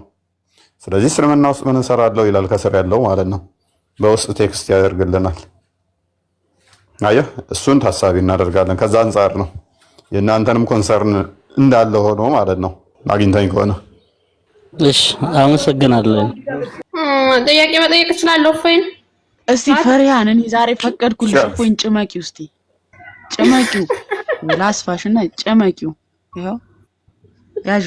እሺ መሰለም ጠይቀህ ባለፈው የጠየቁት ጥያቄ ያኔ ድንግል የሆኑትን ለራሳቸው አርጓቸው ድንግል ያልሆኑትን ግደሏቸው የሚሉት እዚህ ላይ ብታብራራ።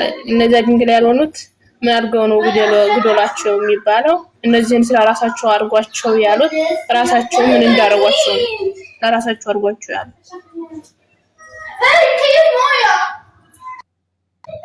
ተማፈ የናብራራልኝ እስኪ።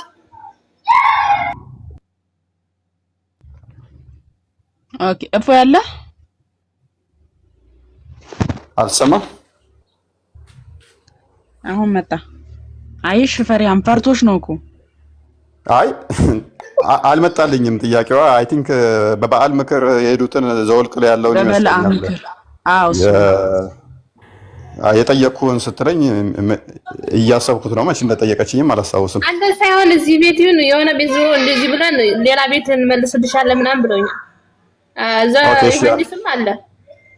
ኦኬ እሺ፣ ክፍሉ ምንድነው እሱ? እህታችን ኦቨርኦል ለመናገር ያህል መጽሐፍ ቅዱስ ላይ እግዚአብሔር በብሉይ ኪዳን የብሉይ ኪዳን ሕግ ላይ ምንድነው እሱ ምድራዊ ቅጣቶች ነበሩ። ጀነራል ሰብቱን ልስጥሽ እና እስራኤሎች በባርነት በግብፅ ሀገር ላይ ኦልሞስት ከ400 ዓመት በላይ ቆይተዋል። ወንድ ልጅ ሲወለድ ወንድ ልጆቻቸውን ይገሉባቸው ነበረ ግብፃውያን ማለት ነው። ልብ በይ፣ ይሄ ታሪክ ቁርአን ላይም ስላለ ማለት ነው። በደንብ አድርገሽ አስዳምጪ። ህፃን ልጆቻቸውን ወንድ ልጆቻቸውን እንደሚገሉ ቁርአኑም ላይ ተቀምጧል።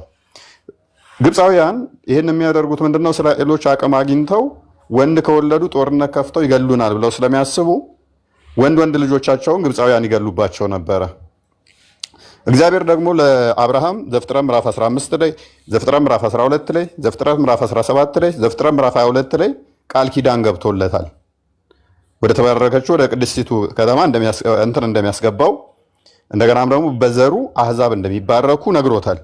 እነኚህ በባርነት እስራኤላውያን በግብፅ በነበሩበት ታዲያ ይሄ ማነቆዟቸው ነበረ። ወንድ ልጆቻቸው በተወለዱ ቁጥር ይገደሉባቸው ነበር። ያው የሙሴን ታሪክ ታውቂዋለሽ። ሙሴ እንዴት እንደተጥሎ እንዴት እንደተገኘ ቁርአኑም ላይ ስላለ ፈርዘር አልፈለኩትም። እግዚአብሔር እስራኤላውያንን የሚያድንበት ወቅት ሲደርስ እየመራቸው እዟቸው ይመጣል። እዟቸው ሲመጣ ግን ወደ ከናን እዟቸው ሲመጣ በዛ አሞራውያን ደግሞ አሉ። ከግብፅ ተቃራኒ ደግሞ ግብፃውያን የሚገሉት ምኖችን ነው አልኩሽ? ወንድ ልጆችን ነው የሚገሉት። ሴቶቹ ህፃናቱን ይተውና ወንድ ልጆችን ይገላሉ። ግብፃውያን ኢንቴንሽናቸው ምንድነው?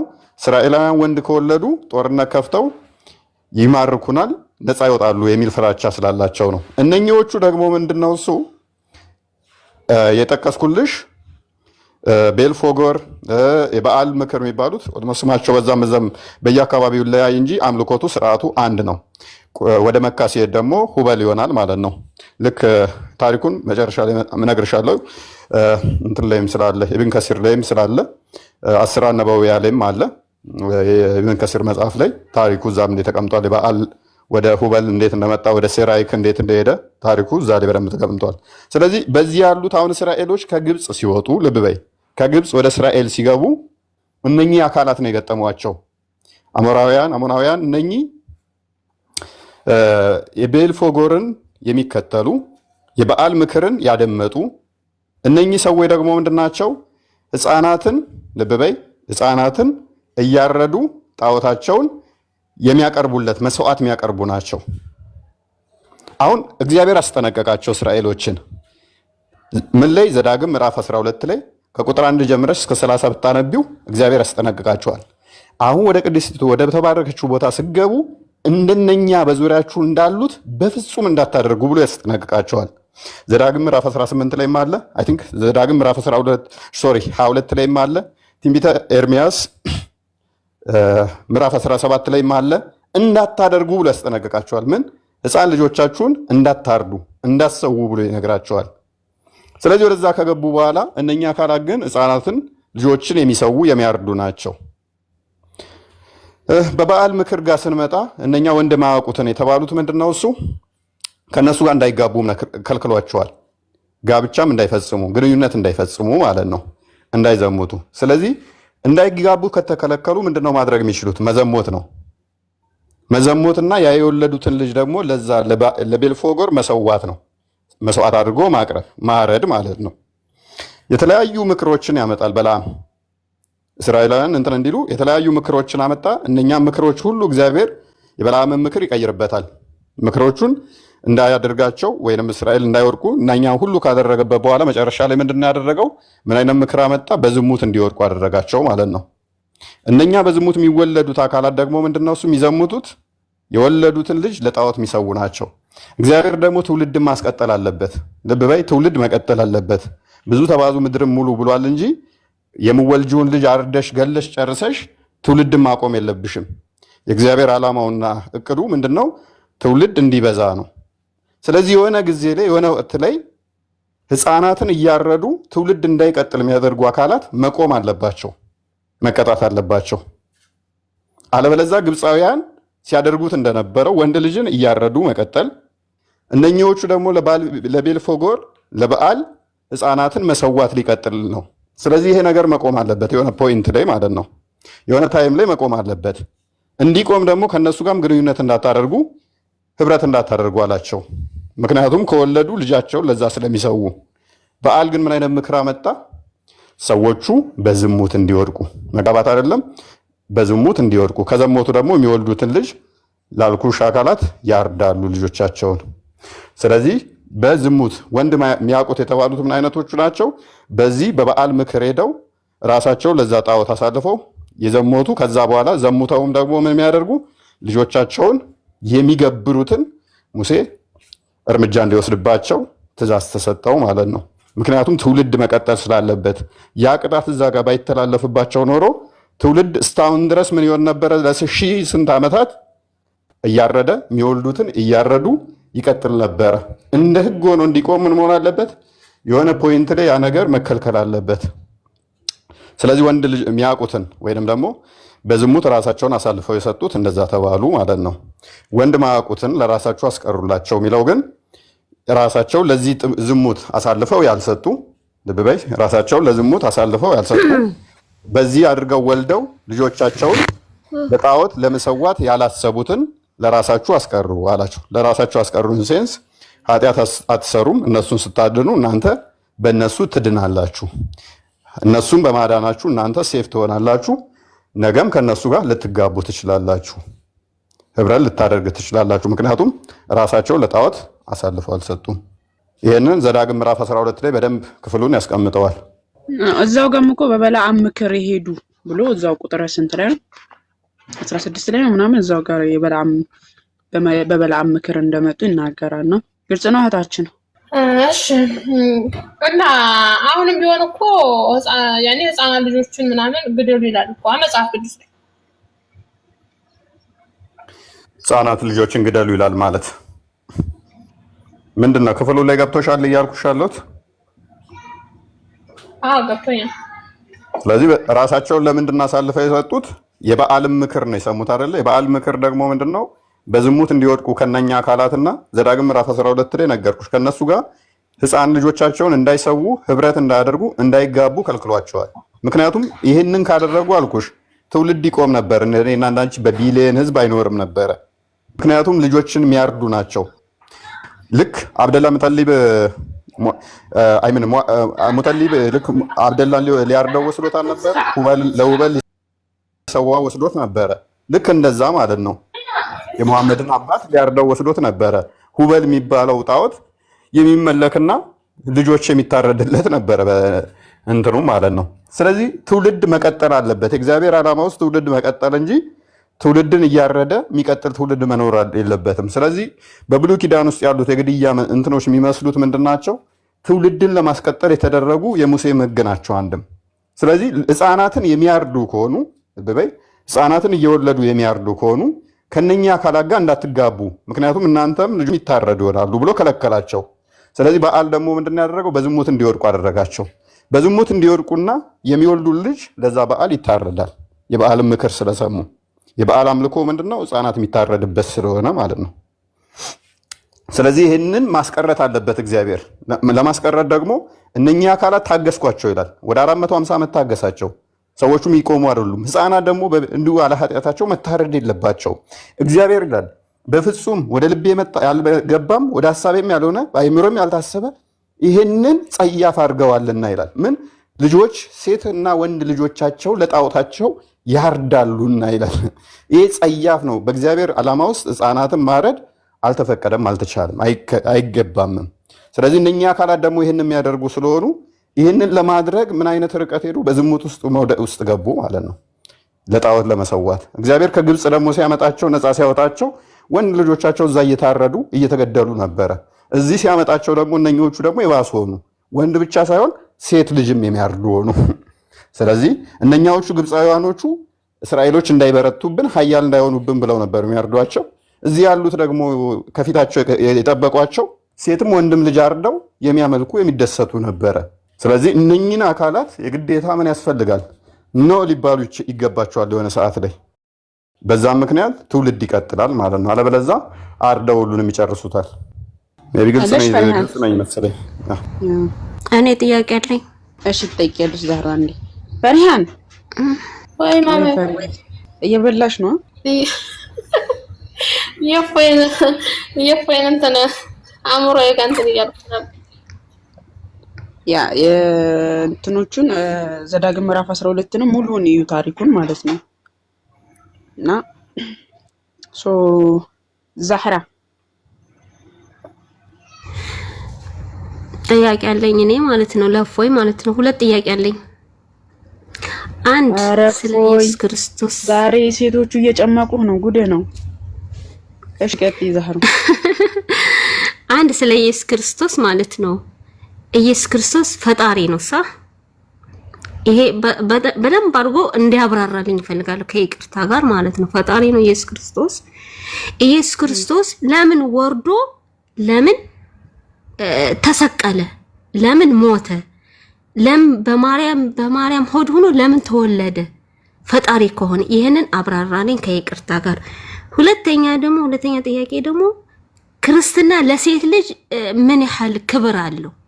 እቺ ሁለት መልስልኝና ከዛ በኋላ ጥያቄ የለኝም። እቺን ብቻ ሁለቷን ጥያቄ። እሺ በጾም ወዲህ እንግዲህ ዛሬ እየተጨመኩ ነው።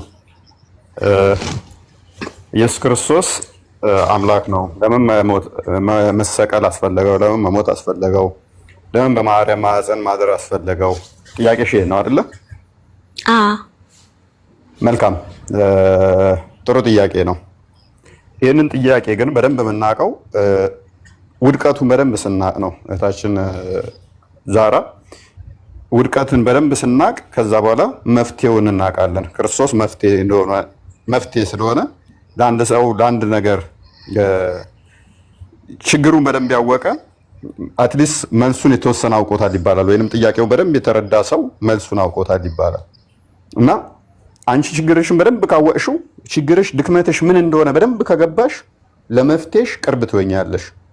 ግን ችግርሽን በደንብ ካልተረዳሽው መፍትሄ ብትሮጪ ነገም ችግርሽን ስለማታውቂ ትስጃለሽ መልሰሽ። ስለዚህ ክርስቶስ እንደ መፍትሄ ሆኖ ከመጣ ኦኬ ጥፋቱ ምን ነበር የሚለውን ማወቅ አለብን። ስለዚህ ለምንድን ነው የመጣው የሚለውን ትክክለኛ ጥያቄ ነው፣ ጥፋቱን የሚጠቁም ስለሆነ ማለት ነው። እኛ ምን እናምናለን መሰለሽ ዛራ፣ ምድር ባዶ በነበረ ሰዓት፣ ምንም ባልነበረባት ሰዓት ከዛ በኋላ ሰው ተፈጠረ ብለን እናምናለን። ፍጥረታት ተፈጠሩ በኋላ መጨረሻ ሰው ተፈጠረ። ዘፍጥረት ምዕራፍ 1 ቁጥር 27 ላይ እግዚአብሔር ማለት ሰውን በመልካችን እንደ ምሳሌያችን እንፍጠር፣ እግዚአብሔርም ሰውን በመልኩ ፈጠረው ይላል። ሰውን ወንድና ሴት አድርጎ ፈጠራቸው ይላል። ወንድና ሴት ተደርገው ከተፈጠሩ በኋላ ልብ በይ የነበሩት ሰዎች አዳም የሚባል አካል አለ።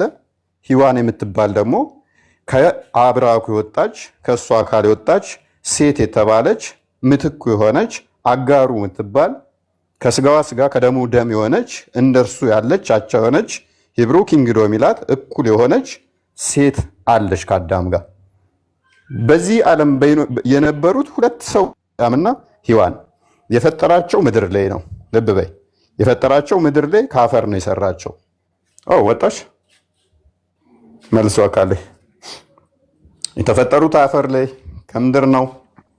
ነገር ግን ምድር ላይ ይፈጠሩ እንጂ እስትንፋስን ከሰጣቸው በኋላ እሷን በ40 እሱን ደግሞ እሱን በ40 እሷን በ80 ወደ ገነት አገባቸው ብለን እናምናለን። ካለች አስገባት ነው እንዴ ነው? ኢንቫይት አድርጌያታለሁ። ኦኬ ኔትወርኳ ነው። መልካም እሺ። የመጀመሪያው ሙስሊም ነው የሚያረጋታ ጥሩ ጥያቄ በመጠየቅ እሺ ካለች ከስር ዛህር ኢንቫይት አድርጌያታለሁ። ምናልባት ስልኳ ዘግቶ ምናምን ይሆን። እሺ በቃ እንሂድበት ወይንስ እሷ ትምጣ? እናንተ ሂድበት በቃ ሌሎች ኤኒዌይስ ምንድነው እሱ? ስለዚህ ሁለቱ በነበሩበት ሰዓት ላይ በምድር ላይ ነው የተፈጠሩት። ከምድር አፈር ነው የተሰሩት። እግዚአብሔር እስትንፋስ ሰጥቷቸው በምድር ላይ እንትን ካሉ በኋላ እሱን በ40 እሷን በ80 ወደ ገነት እንደገቡ አይ ቲንክ ኩፋሌ 4:9 ላይ ያስቀምጠዋል ማለት ነው። ገነት በጸጋ የተሰጣቸው እንጂ የባህሪያቸው አይደለችም። የባህሪያቸው መኖሪያ ቦታ ሳትሆን ገነት በጸጋ የተሰጣቸው፣ ጸጋ ማለት ስጦታ ማለት ነው። በጸጋ የተሰጣቸው መኖሪያ ቦታ ነው። ስለዚህ በገነት ውስጥ እንዲኖሩ፣ እንዲጠብቋት፣ እንዲንከባከቧት ዘፍጥረት ምዕራፍ 2 ላይ ከቁጥር 14 ነው ምናምን አካባቢ ጀምሮ ዘፍጥረት ምዕራፍ 2 ሙሉን አንብቡት፣ ይነግራቸዋል። እግዚአብሔር ምን በገነት እንዲቀመጡ፣ በጸጋ እንዲመገቡ፣ እዛ በጸጋ እንዲኖሩ፣ ራብ የለም፣ መጠማት የለም፣ መድከም የለም፣ ስቃይ የለም፣ ህመም የለም፣ ችግር የለም፣ መከራ የለም። ቤት በገነት ውስጥ ይሄ ሁሉ የለም። ይሄን ሁሉ አያገኛቸውም። ይሄ ሁሉ አልነበረባቸውም። በጸጋ የእግዚአብሔር ጸጋ በላያቸው አድሮ መተፋፈር፣ ራቁትነት፣ ስቃይ አያውቃቸውም ማለት ነው። በገነት በሚኖርበት ሰዓት ላይ ነገር ከእግዚአብሔር ጋር ግን አንድ ህግ አለ። ዘፍጥረት ምዕራፍ 1 ቁጥር 28 ላይ ሁሉን የገዥነት ስልጣን ሰጥቷቸዋል። በመልኩ ፈጠራቸው ይሴስ የእርሱን ገዥነት ሰጣቸው ማለት ነው። በጸጋ ተሰጡ። እግዚአብሔር ገዢ ነው ስንል የባህሪ ገዢ ነው። በፍጥረታት ላይ እግዚአብሔር ምንድነው? ገዢ ነው። አዳምና ሔዋን ገዢ ናቸው ስንል በጸጋ ከእግዚአብሔር ያገኙት ገዢነትን ነው። በጸጋ በስጦታ የተቀበሉት ነው። ስለዚህ በገነት ውስጥ ሲገቡ ደግሞ በጸጋ ያገኙት ቦታ ነው። እንዲበሉ እንዲንከባከቧት፣ ገነትንም እንዲጠብቋት ተፈቅዶላቸው ነበረ። ነገር ግን ከእግዚአብሔርና ከሰው የሚለየው ደግሞ አንድ ነገር ያስፈልጋል። ምን? ድንበር። እግዚአብሔርም ገዢ ነው፣ አዳምና ሔዋንም ገዢ ተደርገዋል። ስለዚህ በአዳምና በሔዋን መካከል አንድ ድንበር ያስፈልግ ነበረ። እግዚአብሔርም ገዢ ከሆነ እነሱም ገዢ ከሆኑ እግዚአብሔርና በፍጥረትና በፍጡር መካከል ድንበር ሊጠፋ ነው። ስለዚህ አንዲት ድንበር ታስፈልገናለች። ያችም ድንበር ምንድነች? የፍቅር ህግ ትኖር ይገባል።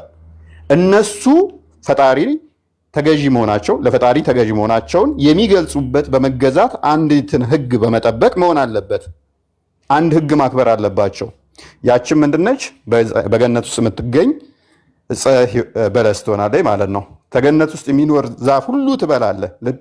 በገነት ውስጥ ካለ ዛፍ ሁሉ ብሉ፣ ነገር ግን መልካምና ክፉ ከሚያሳውቀው ከዚህ ዛፍ እንዳበሉ የሚል ትእዛዝ ይመጣላቸዋል። ዘፍጥረት ምዕራፍ 2 ቁጥር 15 ይመስለኛል። ስለዚህ በገነት ካለ ሁሉ ውስጥ ዛፍ ውስጥ ሁሉ ልብ በይ ሁሉ ትበላላችሁ፣ ነገር ግን መልካምና ክፉ ከሚያሳውቀው ከዚህ ዛፍ እንዳበሉ። አንድ ትእዛዝ ብቻ ነው መጠበቅ ያለባቸው። እሷን ከጠበቁ አይራቡም፣ አይደግሙም፣ አይታመሙም፣ አይሞቱም፣ ስቃይ የሚባል አያገኛቸውም። በዛው መኖር ይችላሉ ማለት ነው። ሞትም አያገኛቸውም። ድንበር ላይ ነው ያሉት። እቺን ከጠበቁ ይኖራሉ እንደዛው። ነገር ግን ከበሉስ ትሞታላችሁ አላቸው። እቺን ዛፍ ከበላችሁ ግን ትሞታላችሁ። ስለዚህ እነሱ ታማኝ ለመሆናቸው ፈጣሪ ይሄ ሁሉ ክብር እንደሰጣቸው ለማሳየት እቺን ህግ መጠበቅ አለባቸው። ለፈጣሪ ተገዢ መሆናቸውን ለመግለጽ እቺን ህግ ማክበርና መጠበቅ አለባቸው። ነገር ግን እነሱ እቺን ህግ መጠበቅ አልቻሉ። ዘፍጥረት ምዕራፍ 3 ላይ ስትሄጂ ከቁጥር 1 ጀምሮ እባብ ተንኮለኛ ነበረ፣ በእባብ ሰይጣን አደረ፣ ወደ ሴቲቱ መጣ፣ ሴቲቱን አገኛት። እግዚአብሔር በውኑ በገነት ካለ ዛፍ ሁሉ እንዳበሉ ከልክሏልን አላት። ልብ በይ፣ እግዚአብሔር አስቀድሞ ያለው በገነት ካለ ዛፍ ሁሉ ብሉ ነበር ያለው። እባብ ሲመጣ ግን በሰይጣን አድሮ በገነት ካለ ዛፍ ሁሉ ለበይ ሁሉ እንዳበሉ ከልክሏልን አላት። ሔዋን ሁሉን አጠፋችና በገነት ካለ ዛፍ እንበላለን፣ ነገር ግን መልካምና ክፉ ከሚያሳውቀው ዛፍ እንዳንበላ ከለከለን አለች። ሁሉ እንድንበላ ፈቅዶልን ነበር አላለችም። ነገር ግን ሁሉን ቀነሰችና እግዚአብሔርን የታማኝነቱን መጠራጠርነት ውስጥ ከተተች ማለት ነው። እሱ እንዳላት ራሱ መናገር አልቻለችም። እንዳበሉ ብቻ ሳይሆን እንዳነኩም ብሎናል ብላ የእግዚአብሔርን ሕግ ጠጣርና አስፈሪ ያስመስላ እንዳነኩት እንዳቀርቡት ብሎናል አለች። እግዚአብሔር እንዳነኩት እንዳቀርቡት አላላትም። እዚህ ስማሽ አስፈሪ ሕግ አይደለም የሰጣት፣ እንዳበሉ ብቻ ጠብቁት ነበር ያላት። እሷ ግን አስፈሪ እያደረገችው መጣች። ለምን ከበላችሁ ትሞታላችሁ ብሎናል። እባብ ምን አላት? ውሸቱን ነው። ብትበሉ እንደ እግዚአብሔር እንደምትሆኑ ስለሚያውቅ ነው። ስለዚህ ብትበሉ ከገነት ያለውን ዛፍ እንደ እግዚአብሔር አይኖቻችሁ ይገለጣሉ፣ ዘላለማዊ ትሆናላችሁ አላት። ይሄን ጊዜ ሔዋን ብዙ ጥያቄ መጠየቅ ትችል ነበረ። የፍጥረት ሁሉ ገዢ እንደመሆኗ አንተ ማነህና ነው እኔ የምታዘው ማለት ትችል ነበረ። ምክንያቱም ሄደሽ ጠቅላይ ሚኒስተሩን እንኳን አንቺ እና እንደዚህ አድርግ እንደዚህ ምናምን አትዩም፣ ገዢሽ ነውና አስተዳዳሪሽ ነውና። ሔዋንና አዳም ደግሞ ዘፍጥረት 1:28 ላይ ገዢ ሆነው ተሹመዋል በፍጥረት ላይ ከእግዚአብሔር በቀር ለፍጥረት ገዢ ናቸው። ታዲያ እባብ መጥቶ ነይ እንደዚህ አድርጊ ሲላት አንተ ማነህና ነው እኔ የምታዘው ብላ መጠየቅ ትችል ነበር። ሔዋን ግን ያንን መጠየቅ አልቻለችም። ሲቀጥል ዘላለማዊ ትሆኛለሽ፣ እንደ እግዚአብሔር ትሆኛለሽ ብትበይ ብሎ ሲላት አንተ ውሸተኛ ነህ፣ እውነተኛ ብትሆን ኖሮ ለምን አንተ ራስህ በልተህ እንደ እግዚአብሔር ሳትሆን ብላ እሱ መጠየቅ ትችል ነበር። ሔዋን ግን ያንን ማድረግ አልቻለችም። ዛፉን ስታየው አጓጓት። ከእግዚአብሔር ትእዛዝ ይልቅ የእባቡ ውስወሳ ተመቻት። ከዛስ ከዛፉ ወሰደች፣ በላች፣ ለባሏም አበላችሁ፣ አጎረሰችው። ይህን ጊዜ ሕግ ተጣሰ። ሕግ በመጣሱ ጸጋቸው ተራቆተ። ጸጋቸው በመራቆቱ ምክንያት እፍረት መጣባቸው። በማፈራቸው ምክንያት ወደ መደበቅ ገቡ። ምክንያቱም ሰዎች ወንጀል ሲሰሩ፣ ኃጢአት ሲሰሩ፣ ሲበድሉ፣ ሲያጠፉ ፍራቻ ይሰማቸዋል። ያ የጸጋ መራቆት በአዳም የገባው እኛ ጋም ደረሰ። ከዛስ መደበቅ ውስጥ መጡ። ስለዚህ እግዚአብሔር ደግሞ እኛ ምን ብለን እናምናለን? ታማኝ ዳኛ፣ እውነተኛ ዳኛ እንደመሆኑ ፍቅር የሆነ አምላክ ነው ብለን እናምናለን። ዳኝነቱ ፍቅሩን ያልሻረ፣ ፍቅሩ ዳኝነቱን ያልሻረ፣ ሁለቱንም አጣጥሞ የያዘ ነው ብለን እናምናለን። በዚህም ምክንያት ከበላችሁ ትሞታላችሁ ብሏቸው ነበረ። ሴጣን ደግሞ ከበላችሁ አትሞቱም እግዚአብሔር ሆን ብሎ ስለሚያውቅ እንደርሱ እንደምትሆኑ ስለፈራ ነው እንጂ አትሞቱም ብሎ ነበር። ስለዚህ ከሁለት አንዱን መምረጥ አለብን። እግዚአብሔር እውነተኛ ነውና ቃሉን ይጠብቃል። ሴጣን ሐሰተኛ የሐሰት አባት ነውና ዮሐንስ ወንጌል ምዕራፍ 8 ቁጥር 44 እንደሚናገረው ውሸተኝነቱ መገለጥ አለበት። ስለዚህ እግዚአብሔር እውነተኛ ፈራጅ ነው ብዬሻለሁ። ትሞታላችሁ ባላቸው መሰረት ከገነት ተባረሩ፣ ሞት መጣባቸው ማለት ነው። በገነት ቢኖሩ ኖሮ አንሞትም ነበር። ሞት የለበትም ነበር አዳም በድንበር ላይ ነው ያለው። ነገር ግን ሞት አይነካውም ነበር። ዘላለማዊ ሆኖ እስካላጠፋ ድረስ ይቀጥል ነበረ። ነገር ግን በላ፣ ሞት መጣበት። ሞት መጣበት ማለት ነው። ስለዚህ እግዚአብሔር እውነተኛ መሆኑን በምን ማወቅ እንችላለን? ከበላ ትሞታለህ አለው፣ በላ። አዳም የሚሞት ሆነ ማለት ነው። የሚሞት ሆነ። ሴጣን ሐሰተኛ መሆኑን በምን እናውቃለን? ብትበላ አትሞቱም ብሏቸው ነበረ። አዳምና ሔዋን የሉም፣ በልተዋል፣ ሟች ሆነዋል፣ የሉም አሁን። ስለዚህ ሴጣን ውሸተኛ ነው፣ እግዚአብሔር እውነተኛ ነው። የእግዚአብሔር እውነት ተገለጠ፣ የሴጣን ሐሰተኝነት ተገለጠ ማለት ነው። ነገር ግን እግዚአብሔር ደግሞ ፍቅር ነው፣ መሐሪ ነው፣ ይቅር ባይ ነው። አዳምና ሔዋን አጥፍተዋል፣ በልተዋል። የበሉት ለምንድን ነው? እንደ እግዚአብሔር ለመሆን ነው። እንደ እግዚአብሔር ለመሆን ጓጉተው ፈልገው ነው። እግዚአብሔር ደግሞ መሐሪና ይቅር ባይ ፍቅር ስለሆነ የመጀመሪያ የተሳሳተችው ሔዋን ነች። ዕፀ በለሱን ቆርጣ ያበላችሁ ሔዋን አዳምን ነው። እግዚአብሔር ፍቅር ይቅር ባይ ካሺ እንደመሆኑ እውነተኛ ዳኛ ስለሆነ ይቅርታ ያስፈልጋል ለመታረቅ ማለት ነው። ያንን ደግሞ ፍጥረት ማድረግ አልቻለም። ሁሉም ባለዕዳ ሆኗል። ሁሉም ሞት ነግሶበታል። ሁሉም ባለዕዳ ከሆነ ሁሉም ሞት ተነገሰበት። ያንን ካሳ ክሶ ከእግዚአብሔር ጋር ማን ያስታርቀን? ያጠፋውን ጥፋት ደምስሶ ማን ያስታርቀን? ሴጣን በእኛ ላይ ነገሰ። አሁን ጠላትነት መጣ። ምክንያቱም ከገነት አንተን ያስወጣህን እኛ ስንል እሱን እንጠላለን። እሱ ደግሞ ይባስ ወደ እርሱ ሊገዛን በእኛ ላይ ሊሰለጥን ከእግዚአብሔር ነጥያችኋለሁና እኔ ገዣችሁ ልሆን ሲል ይታገለናል። ለዛም ዘፍጥረት ምዕራፍ 3 ቁጥር 15 ላይ በአንተና በሴቲቱ መካከል ጠላትነትን አደርጋለሁ፣ እርሱ ራስን ይቀጠቅጣል፣ አንተም ሰኮናውን ትቀጠቅጣለህ የሚል መጣ ማለት ነው። ስለዚህ ሴቲቱና ልብ በይ ሴቲቱ ነች ዕፀ በለሱን ቆርጣ ለባሏ ያበላችሁ፣ ሁለቱ ናቸው የተሳሳቱት። ሴቲቱ ስትጠየቅ እባብ አሳሳተኝ አለች፣ አጠፋው አላለችም፣ ይቅርታ አልጠየቀችም። ይቅርታ ከመጠየቅ ይልቅ አሳበበች። ሰው ገለሽ ዛራ ለምሳሌ ለምን ሰው ገደልሽ ሲልሽ እፎይ ግደል ብሎኝ ነው ብትይ ተጠያቂነት አድኝም አጥፍቻለሁ ይቅር በሉኝ ወይንም ማለት ነው ህግሽን እንትንሽን ሊቀንስ የሚችለው። ለምን እንደዚህ ያደረግሽ ስትባል እባብ እንደዚህ አለኝ እግዚአብሔር ነግሯን ነበር እንዳበይ ብሎ።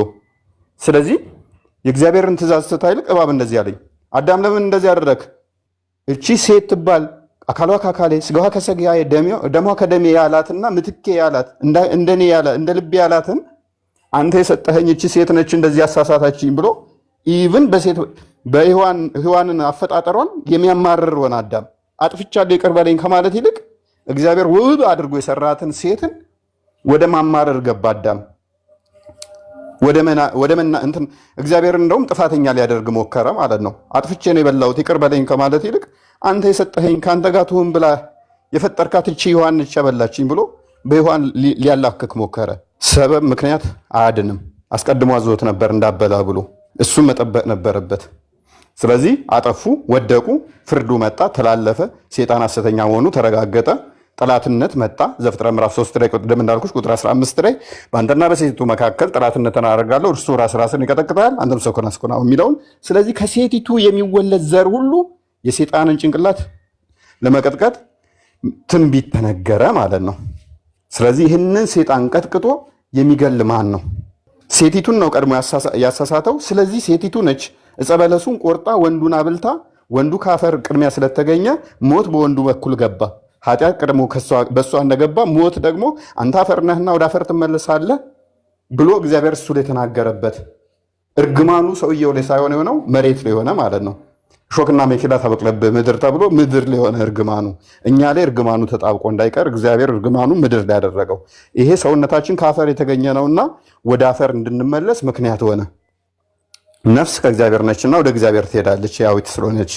ስለዚህ ይህንን እርግማን ደግሞ ተመሳሳይ ቅጣት መምጣት አለበት። ከገነት ወጡ፣ በጸጋ ያገኙት ነው። በስጦታ ጸጋ ማለት በስጦታ ያገኙት ነው።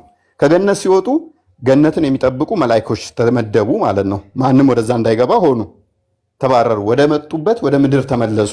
ቅድምም ብዬሻለሁ ሰው የተፈጠረው በምድር ነውና ወደ ምድር ተመለሱ ማለት ነው። ከገነት ወጡ፣ ከተሰጣቸው ልክ እንደ ቤተ መንግስት ቁጠሪው፣ ከቤተ መንግስት ተባረው ወደ ኖርማል ቤት ወደ ቀድሞ ቤታቸው ቦታቸው ወደ ተገኙበት ወደ ተፈጠሩበት ተመለሱ ማለት ነው። ስለዚህ ስሟች ሆኑ። ሰይጣን ሐሰተኛ መሆኑ ታወቀ፣ ጠላትነቱ ሰፈነ። ስለዚህ አሁን ሞት በሰው ላይ ሁሉ ነገሰ። ሁሉም ሰው ሞት የሚስማማ ሆነ፣ ሁሉም የሚሞት ሆነ። በአንድ ሰው በኩል ሞት ገባ እንደሚል ቅዱስ ጳውሎስ ምዕራፍ 5 ላይ በሮሜ መልእክቱ ከቁጥር 7 ጀምሮ እስከ 12 እንዲሁም ደግሞ በአንደኛ ቆሮንቶስ ምዕራፍ 15 ላይ ከቁጥር 12 ጀምሮ እስከ 40 አካባቢ በክርስቶስ ሕይወት እንደሚመጣ በአዳም ምክንያት ደግሞ ሞት እንደገባብን ይናገራል ማለት ነው። ስለዚህ አሁን የእግዚአብሔርን ትክክለኛ ፍርድ አውቀናል፣ ፈራጅ መሆኑን ተረድተናል። ነገር ግን የሴጣንን ጭንቅላት ወይንም የዛን የባቡን ጭንቅላት የሚቀጠቅጠው ማን ነው? ከሴቲቱ የሚወለድ። ይህንን ነቢያት ሲተነብዩለት ቆዩ። ሰው ስላልቻለ ሰው ብቻ የሆነ ልብ በይ፣ ሰው ብቻ የሆነ ያንን ማድረግ አልቻለም። ጥፋቱ የጠፋው ሰው ላይ ነው። እግዚአብሔር እዛ ሆኖ ሴጣኑን መደምሰስ ይችላል፣ ይሄ ለሱ ቀላል ስለሆነ። ነገር ግን ሰው አሸነፈኝ አይልም ሴጣን። እግዚአብሔር ነው እሱማ ይችላል ብሎ አሁንም ሰው እንዳላሸነፈው ሆኖ ይኩራራ ነበረ። ነገር ግን ያሸነፈው ሰው ስለሆነ ተመጣጣኝ ካሳውን መምጣት ያለበት በሰው ነው። ሰውን ስለሆነ ያሳሳተው ሴጣን መደምሰስ ያለበት በሰው ነው። በሰው በኩል መሆን አለበት ማለት ነው። ሰው ደግሞ ፍጹም ሰው ብቻ የሆነ ያንን ማድረግ አይችልም። ስለዚህ መለኮት የተዋሃደው ስጋ የኔና አንቺን የያዘው በስጋና በደም የተከፋፈለው ዕብራውያን ምዕራፍ 2 ቁጥር 15 እንደሚናገረው መለኮት ስጋን ተዋህዶ መጣ። ለምን? ከሴቲቱ መምጣት አለበት። ልብ በይ፣ ዕፀ በለሷን ቆርጣ በልታ ያበላችሁ ሔዋን ነች። ሔዋን በተመሳሳይ ያንቺን ፍሬ ቆርጣ ለሌሎች እንዳበላች ከዛ ሞት እንዳመጣች በተመሳሳይ ሔዋን ሕይወትን ቆርጣ ራሷ በልታ ሌሎችን ማብላት አለባት። ስለዚህ ዳግማዊት ሔዋን ሁለተኛይቱ ሔዋን ትንቢተ ኢሳይያስ ምዕራፍ 1 ቁጥር 9 ላይ ዘርን ባስቀርልን እንደ ሰዶምና እንደ ገሞራ በቀረን በሆን የሚለው ለሔዋን ይመጣል። ለዳግማዊቷ ሔዋን ይመጣል። ለማርያም ማለት ነው። ሁለተኛይቱ ሔዋን ማለት ነው። ህይወትን የምትሰጥ የመጀመሪያይቱ አዳም ሔዋን ማነች? ሞትን የሰጠች ሆነች። ሁለተኛይቱ ሔዋን ደግሞ ምን ትሆናለች? ህይወትን የምትሰጥ ተመሳሳይ ሴት መሆን አለባት። የመጀመሪያይቱ ሔዋን ምን አደረገች? የሰይጣንን ቃል ሰማች። ልብ በይ፣ የመጀመሪያይቱ ሔዋን የሰይጣንን ቃል ሰማችና ሞትን በእኛ ላይ አመጣች። ሁለተኛይቱ ሔዋን ደግሞ ማርያም የእግዚአብሔርን ቃል ትሰማለች። ሉቃስ ምዕራፍ 1 ላይ ከቁጥር 26 አካባቢ ጀምሮ ከእግዚአብሔር ዘንድ የተላከው ቅዱስ ገብርኤል መጥቶ ያበስራታል። እሱ የእግዚአብሔርን ቃል መጥቶ ይነግራታል። ጆሮዋን ኩልል አድርጋ የእግዚአብሔርን ቃል ሰማች። የመጀመሪያይቱ ሔዋንስ የሰይጣንን ቃል ሰማች። ካሳ መምጣት አለበት። ያንን ምክስ ሆና ተገኘች፣ ዳግማዊቷ ሔዋን ማለት ነው። ስለዚህ እሷስ የምትሰጠው አሁን ምን መሆን አለበት? ህይወት የሚሰጥ ፍሬ መስጠት አለባት። በወንድ በስጋ ፍቃድ ያልሆነ ዮሐንስ ወንጌል ምዕራፍ 1 ቁጥር 12 ላይ በስጋና በደም አይምን እንደ ሰው እንደ ወንድ የስጋና ደም በዛ በርካቤ ያልሆነ ነገር ግን ህይወት የሚሰጥ ፍሬን መስጠት አለባት። ሞትን ያችኛዋ ሔዋን ሞት የሆነ ፍሬ እንደሰጠች ሁሉ እችኛዋ ሔዋን ደግሞ ህይወትን የሚሰጥ ፍሬ መስጠት አለባት። ስለዚህ የማህፀንሽ ፍሬ የተባረከ ነው ትላታለች ኤልሳቤጥ ሉቃስ ወንጌል ምዕራፍ 1 ላይ ቁጥር 30 ምናምን አካባቢ ውስጥ ያ የማህፀኗ ፍሬ የተባረከ የሆነ ህይወትን የሚሰጥ ይሆናል። ያ ሲበላ ያ ሲጠጣ ስጋዬን ብሉ ደሜን ጠጡ የዘላለም ህይወት ይሆናችኋል ይላል ክርስቶስ። ህይወት የሚሆን ነው። ዮሐንስ ወንጌል ምዕራፍ 6 ቁጥር 61 ጀምሮ ማቴዎስ ወንጌል ምዕራፍ 26 እስከ 29 አካባቢ እርሱ የሚሰጠን ያ ህይወትን ይሆናል ማለት ነው። ያችኛው ያበላችን ሞትን ሆነ። ይሄንኛው ደግሞ የሚያበላን ዳግማዊ አዳም ደግሞ የሚያበላን ክርስቶስ ምን ይሆናል? ህይወት ይሆናል። ካሳው መጣ ማለት ነው። ተመሳሳይ ካሳ። ስለዚህ ሰው ላይ ሁሉ ምን ነግሶ ነበረ? ዘራህ ውዴ ሞት ነግሶ ነበር። ያንን ሞት ደግሞ የሚክስ ያስፈልግ ነበረ። ያንን ሞት የሚደመስስ ያስፈልግ ነበረ። ይህንን ማድረግ የሚችለው ደግሞ ክርስቶስ ሆኖ ተገኘ። መለኮት የተዋሃደው የኔና አንቺን ባህሪ የያዘ በስጋ የተገለጠ ሕያው አምላክ ሆነ ማለት ነው። ሞትን ምን አደረገው? በሞቱ ደመሰሰው። ተመሳሳይ ካሳ። ሰው የተመኘው አዳምና ሔዋን አምላክን መሆን ነበረ፣ አልቻሉም። እርሱ ግን ሰው መሆን ይችላልና በስጋ ተገለጠ። የተመኙትን የፈለጉትን ሆኖ አሳያቸው። እሱ ወደ እነሱ ቀረበ። ወንድሞች ያላቸው አቀረባቸው፣ ቀረባቸው፣ ወደ ልጅነትን ሰጣቸው። ልጆች ሲሆኑ ደግሞ ባሪያዎች አይደሉምና ወራሾች እንዲሆኑ አደረጋቸው። ያጡትን ክብር በሙሉ መለሰላቸው። ከዛስ ሞት አዳም ከበላት ሞታለህ ነው እንጂ ያለው ገና ሳያጠፋ። ለምሳሌ አንቺ ልጅሽን ሳታጠፋ አንቺ ሜሬም አንቺ ራቢያ ውሃ ትደፊና እገርፍሽና ከገረፍኩሽ ወዲያ አባብልሻለሁ አትያትም። ዋላ አንቺ ራቢያ ውሃውን ትደፊና እገርፍሻለሁ ነው የምትያት። ምናልባት ከገረፍሻ በኋላ ነው ልታባብያት ምቺው። እግዚአብሔር አስቀድሞ ያለው ምንድነው? እንዳበላ ከበላት ሞታለህ ነው ያለው። ትሞትና ከዛ በኋላ እኔ ሞቼ ተወልጄ ከዛ ሞቼ ካሳ ሆኜ አድነሃለሁ አይደለም ያለው። ገና ሳያጠፋ ያለው ምንድነው? ከበላት ሞታለህ ብሎ ነው ማስጠንቀቂያ የሰጠው። በላ ሞተ።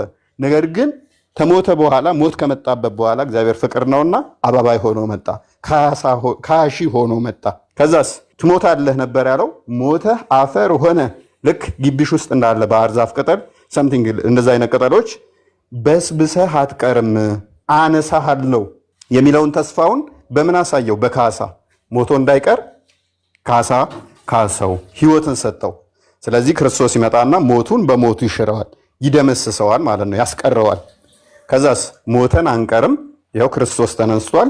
ተስፋችን በክርስቶስ ይሆናል። የሙታን በኩር ሆኖ መጀመሪያ ሆኖ ሞትን ድል አድርጎ ይነሳና እናንተም ትነሳላችሁ። ትሞታላችሁ ብያችሁ ነበር በቅጣቱ ሞት መጥቶባችሁ ነበር በአዳም ምክንያት። አሁን ደግሞ በእኔ ምክንያት ህይወትን ታገኛላችሁ፣ ትነሳላችሁ። ለዚህም በእኔ እመኑ፣ በእኔ የሚያምን የዘላለም ህይወት አለው። ዮሐንስ ወንጌል ምዕራፍ 11 ቁጥር 25 ላይ የሚያምንብኝ ቢሞት እንኳን ሕያው ነው፣ ሕያው የሆነ ለዘላለም አይሞትም። ስለዚህ የሚያምንብኝ ምንድነው አለ? ለዘላለም ሕያው ይሆናል፣ ቢሞት እንኳን ይነሳል። ስለዚህ ሕያው ትሆናላችሁ አለ። ይሄ ካሳ ስለሚያስፈልግ በዚህ ምክንያት እንደዚህ ሆነ። ራፍሊ ለመንካት ያህል በቀራ ምዕራፍ 2 ቁጥር 34 እስከ 38 ላይ ቁርአን ላይ በተመሳሳይ ይሄ ህግ አለ። በገነት ውስጥ አዳምና ሔዋን ያጠፋሉ። ከዛ በኋላ ከማጥፋታቸው በፊት ግን አላህ ምን ይላቸዋል? እንዳበሉ ከበላችሁ ታፍራላችሁ፣ ትራባላችሁ፣ ትጠማላችሁ፣ ትራቆታላችሁ ይላቸዋል። ሴጣን ይመጣና እንዳያሳስታችሁ ይላቸው ነበር አስቀድሞ። ነገር ግን ሴጣን መጣና አሳሳታቸው ይላል። ካሳሳታቸው በኋላ አላህ ይቅር እንዳላቸው ያስቀምጣል። ነገር ግን ምን መጣባቸው? ከገነት አባረራቸው። ይቅር ካላቸው ለምንድን ነው ከገነት ያባረራቸው ታዲያ? እንደገና ደግሞ ተራቆቱ ይላል እዛው። ይቅር ካላቸው ለምን ተራቆቱ? አትሞቱ። ሞት መጣባቸው፣ ድካም መጣባቸው፣ ህመም መጣባቸው፣ መታመም፣ ፀሐይ ትኩሳት ነካቸው። በተመሳሳይ ይቅር አላቸው ቢልም በእስልምናው ይቅርታው ፍትሃዊ ያልሆነ ምንም ያልቀረላቸው ይሆናል ማለት ነው። ከገነትም ይባረራሉ። አሁን ያሉት ፍጥረት ሁሉ ከገነት ውጭ ይሆናሉ ማለት ነው። በአዳም ምክንያት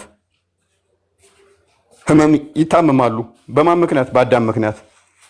ይራባሉ። በማን ምክንያት? በአዳም ምክንያት። በገነት በነበሩበት ሰዓት አደምና ኢቫ አይራቡም ነበር ይላል በእስልምናው። ነገር ግን አሁን ያሉ ትውልዶች ይራባሉ፣ ይጠማሉ። በማን ምክንያት? ገነት ውስጥ ባለመኖራቸው። ማን ነው ከገነት ውስጥ ቀድሞ የወጣው? አዳም። ስለዚህ እነሱ አዳምና ገነት ውስጥ ስላልነበሩ እነሱም ከገነት ውጭ ሆኑ ማለት ነው። ሱራ 7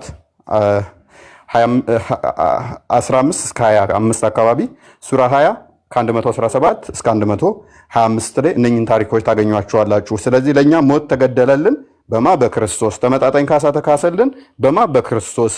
ይህንን በምን አገኘን? በክርስቶስ አገኘ ነው። ራሱ ክሶ ራሱ ታርቆን ከአብ ጋርም አስታረቀን ከራሱ ጋርም ታረቀን ብለን እናምናለን። አምላክ ይህንን አደረገው። መለኮት ስጋን ተዋህዶ ተወልዶ የፈለግነውን የሰው ልጆች የፈለጉትን ምኞት አሳክቶ ማሳካት ብቻ ሳይሆን እንደገና ራሱም ደግሞ ከኛ ጋር ታርቆ ፍቅርን ሰጥቶን ከፍ አድርጎን በልዕልናው ሕግ በሙሴ የተሰጠውን በሕግ መዳን ስላልቻልን በጸጋው ከፍ ሊያደርገን ዮሐንስ ወንጌል ምዕራፍ 1 ቁጥር 17 እንደሚናገረው ከፍ ሊያደርገን ወደ ከፍታው ወሰደን። ወደ ከፍታው ከወሰደን ልጆች ካደረገን በኋላ ደግሞ ወራሾች እንደሆን ነገረን። ስለዚህ ተመጣጣኝ ካሳ ለመካስ ይሄንን አድርጓል። ፍቅሩን ለመግለጽ ይሄን አድርጓል። መለኮት በባህሪው የሚታይ አይደለምና አልታየምና ወደፊትም አይታየምና በስጋ ተዋህዶ ተገልጦ ግን ፕላስ ደግሞ ይበልጥ አምላክ ለመኖሩ በአብ ሪና ያለው መጥቶ ልጁ ተረከልን ይላል ዮሐንስ ወንጌል ምዕራፍ 1 ቁጥር 18 ላይ እግዚአብሔርን ማንድስ እንኳ ያየው የለም በአባቱ ቅፍ ያለው አንድያ ልጁ ተረከው ይላል። አምላክን በባህሪው ማንም ሊያውቀው አይችልም። ማንም ያወቀውም የለ ሊያውቀውም አይችልም። ነገር ግን በአባቱ ቅፍ ያለው እርሱ ያውቀዋልና እርሱ መጥቶ ተረከልን። ይበልጥ የመለኮትን መረዳት ከፍ ሊያደርገን በስጋ ተገለጠ መጣ። አብ ሊገልጽለት ከወደደው በቀር ወልድን ሊያውቅ የሚችል የለም። ወልድንም አብንም ወልድ ሊገልጽለት ከፈለገው በቀር ማንም አያውቅም ይላል። ስለዚህ አብን የምናውቀው በወልድ ነው፣ ወልድን የምናውቀው በአብ ነው። ስለዚህ መለኮትን በባህሪው በፍጹም ልናውቀው አንችልም። መለኮት ወደ ላይ ብወጭ እሱ ነው፣ ወደ ታይ ብወርጅ እሱ ነው፣ ወደ ነስር ክንፍ ተሰጥቶሽ ብበሪ አለ። በሁሉ የሞላ ነው። የኛ አይምሮ ደግሞ በጣም ጥቂትና ትንሽ ነች። የተገለጠልንን ብቻ ነው የምናውቀው። በባህሪው መለኮትን በሙላት ልናውቀው አንችልም። ልናቅ ምንችለው ምንድነው? በእጃችን ጠርበን የሰራነውን ጣዖት ብቻ ነው ልናቅ ምንችለው። ክብደቱ እንደዚህ ነው፣ ቁመቱ እንደዚህ ነው፣ እዚህ ቦታ ተደብቋል፣ እዚህ ቦታ ተቀምጧል ብለን የምናውቀው በእጃችን የሰራነው ጣዖትን ብቻ ሲሆን ነው። ይሄንን መገለጥ የነገረን በስፋትና በሙላት ማን ይሆናል? ልጁ ይሆናል። ልጁ መጣና ልጁ አባቱን በደንብ መግለጽ ስለሚችል እርሱ የባህሪው ልጅ ነውና ዕብራውያን ምዕራፍ 1 ቁጥር 2 ላይ እንደሚናገረው የባህሪው ነጸብራቅ ስለሆነ ባህሪውን በደንብ መግለጽ ይችላል። ስለዚህ እኔን ያየ አብን አይቷል የሚለውም ከዛ አንጻር ነው። አንዱን እንትን ማለት በባህሪ ስለሚገናዘቡ ማለት ነው። ስለዚህ ካሳ ለመሆን ነው፣ በዋናኛነት ለእኛ ቤዛ ለመሆን ነው። የሰው ልጅ ሰውን ሊያገለግል እንዲሁም ነፍሱን ስለ ብዙዎች አሳልፎ ሊሰጥ ቤዛ ሊሆን መጥቷል ይላል። ክርስቶስ የመጣው አንድም ቀደም እንዳልኩሽ ቤዛ ሊሆን ነው። ማቴዎስ ወንጌል ምዕራፍ 20 ቁጥር 28፣ ማርቆስ ወንጌል ምዕራፍ 10 ቁጥር 45 ቤዛ ሊሆነን ካሳ ሊክሰን መጥቷል። አንድም ደግሞ ክርስቶስ የመጣው ምንድነው? ለኛ ትሕትናን ፍቅርን ሊያስተምረን ነው።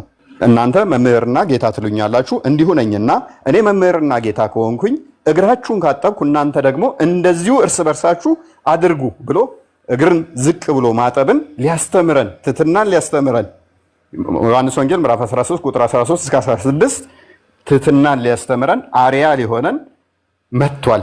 ፍቅር ማድረግ እንዳለብን፣ ጥላቻን ማስወገድ እንዳለብን ይሄንን ሊያስተምረን አንድም በስጋ ተገልጦ ይሄንን አድርጎታል። በእስልምናው ግን ሞት ገና የሚገደለው መቼ ነው? በቂያማ ቀን ነው። በዕለተ ቂያማ ዕለታ ሞት በበግ መልክ ይመጣና ይታረዳል። ከዛ በኋላ ነው ኢተርኒቲ የሚመጣው ዘላለማዊነት የሚመጣው። በቂያ ማለት ሞት ገና በበግ መልክ ታርዶ ነው። ለእኔና ለአንቺ ግን ዛራ ሞት ራሱ በክርስቶስ ታርዷል። ዮሐንስ ወንጌል ምዕራፍ 1 ላይ ቁጥር 29 ላይ እነሆ የዓለምን ኃጢአት የሚያስወግድ የእግዚአብሔር በግ ይለዋል። ማንን? ኢየሱስ ክርስቶስን። የዓለምን ኃጢአት የሚያስወግድ የእግዚአብሔር በግ ተብሎ የተጠራው ክርስቶስ ሲያርዱ ሲገሉት አንደኛ ጴጥሮስ ምዕራፍ 2 ቁጥር 23 ላይ እስከ 24 በሸላቾቹ ፊት በግ ሲታረድ ዝም እንደሚል ክርስቶስ ዝም አለ ይላል። ዝም እንደ በግ ዝም አለ ይላል። ለዚህ ነው ሐዋርያው ቅዱስ ጳውሎስ በሮሜ መልእክቱ ምዕራፍ 8 ላይ ቁጥር 36 ላይ ቀኑን ሙሉ ስላንተ እንገደላለን እንደሚታረዱ በጎች ስላንተ ተቆጠርን ይለዋል። ትንቢተ ኢሳይያስም ላይ አስቀድሞ ትንቢት ተነግሮለን ነበረ እንደ በግ በአራጆቹ ፊት ዝም እንዳለ። ስለዚህ ለእኔና ለአንቺ ክርስቶስ እንደ በግ ታረደ፣ ተሰዋልን ማለት ነው። ተሰቀለልን፣ ሞተልን፣ ሞቱን በሞቱ ደመሰሰልን። አንቺ ተዋርደሽ ነበር፣ ውርደትሽን በጸጋ ሊሞላ እሱ ተዋረደ። ካሳ ሊክስና እሱ ውርደታችንን ሊሸፍን እሱ ተዋረደ። እንሰደብ ነበር፣ ስድባችንን እሱ ተሸከመና ካሳ ካሰ። ሞታችንን በሞቱ ደመሰሰ፣ መናቃችንን በመናቁ ደመሰሰ። ተናቀሱ። ለዚህ ነው አላከበርነውም እንደተናቀ ቆጠር ነው ይለዋል የትንቢተ ኢሳይያስ ምዕራፍ 53 ላይ። እሱ እየተናቀ አንቺን አከበረሽ። እሱ እየሞተ ሞትሽን ደመሰሰና ሕይወት ሰጠሽ። እሱ ተተፍቶበት ትፋትሽን አስወገደልሽ። እሱ ተሰድቦ ስድብሽን አስወገደልሽ። እሱ ዝቅ ብሎ አንቺን አከበረሽ። እሱ ባለጸጋ ሆኖ ሳለ ድሃ ተብሎ አንቺን ባለጸጋ አደረገሽ። እንደ ባሪያ አገልጋይ ሆኖ የባሪያ መልክ ይዞ አንቺን ልጅ አደረገሽ። ፊልጵስዩስ ምዕራፍ 2 ቁጥር 6-8 በእግዚአብሔር መልክ ሲኖር ሳለ ከእግዚአብሔር ጋር መተካከል መቀማት እንደሚገባው አልቆጠረውም። ነገር ግን የባሪያ መልክ ይዞ እንዲሁም በምስሉም እንደ ሰው ተገኝቶ ያውም ለመስቀል ሞት እንኳን የታዘዘ ሆነ። እዚህ ስማሽ ታዛዥ ሆኖ የባሪያ መልክ ይዞ አንቺን ወደ ልጅነት አመጣሽ። ሮሜ ምዕራፍ 8 ቁጥር 15 ጀምሮ በክርስቶስ ልጆች እንደተባልንና ልጆች ከሆን ደግሞ ወራሾች እንደሆን እንግዲህ ባሪያዎች አትባሉም ይላል። ልጆች እንድንሆን ባሪያዎች እንዳንባል ወራሾች እንድንሆን እርሱ የባሪያውን መልክ ይዞ ልጆች እኛን አደረገን። በዚህ መጠን አከበረን ማለት ነው። ወደ ሙላቱ ወሰደን፣ ወደ ከፍታው መለሰን፣ ያጣነውን ክብር እንድናገኝ አደረገን። ይሄን ሁሉ ካሳ ሊክሰን ክርስቶስ በስጋ የተገለጠ ሕያው አምላክ ነው። እዚህ ላይ ግልጽ ከሆነ በሴቶች ጉዳይ ጠይቀሽኛል። በጣም ግልጽ ነው እፎይ፣ በጣም ገብቶኛል። ይበልጥ ደግሞ በውስጥ እኔ ብዙ የምጠይቀው ጥያቄ አለኝ፣ በውስጥ ትመልሱልኛላችሁ። አሁን የሴቶቹ ማለት ነው ስለ ሴት ጉዳይ በክርስትና እንዴት ነው?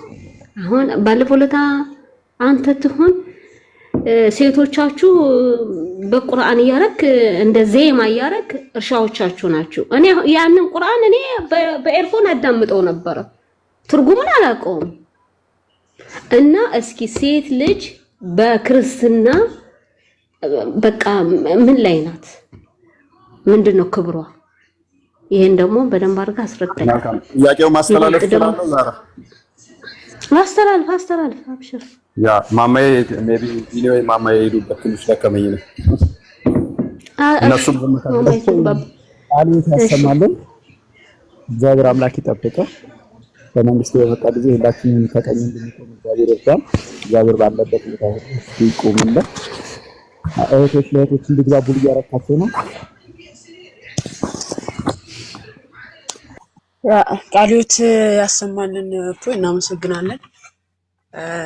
እሺ የታለ ነበር እንትን ማስቀመጫ እንትን እያልኩ ነበር። ኦኬ ሴት ልጅ በክርስትና እንዴት ነው የምትታየው ለሚለው እሺ እንግዲህ ትንሽ ለመዳሰስ እንሞክራለን። እንግዲህ መጽሐፍ ቅዱሳችን ሴት ልጅ እንዴት ነው የሚያከብራት ከተባለ ኦሪት ዘፍጥረት ምዕራፍ 1 ቁጥር 26 ላይ አምላካችን እግዚአብሔርም አለ ሰውን በመልካችን ካልተሳሳትኩ ግን በጣም ይቅርታና ዛህራ በንጽጽር ላስቀምጥልሽ ትፈልጊያለሽ? ማለት መጽሐፍ ቅዱስ ምን ይላታል? ቁርአን ምን ይላታል? መጽሐፍ ቅዱስ ምን ይላታል? በጣም ጥሩ። እሺ ኦኬ እሺ ላውጣልሽና በንጽጽር እንትን የሚልበትን አይሆንሽ። እንግዲህ አምላካችን እግዚአብሔር በዚህ በኦሪት ዘፍጥረት ምዕራፍ 1 ቁጥር 26 ላይ ሰውን በመልኩ እንደፈጠረ ሲናገር እግዚአብሔርም አለ ሰውን በመልካችን እንደ ምሳሌያችን እንፍጠር አለ።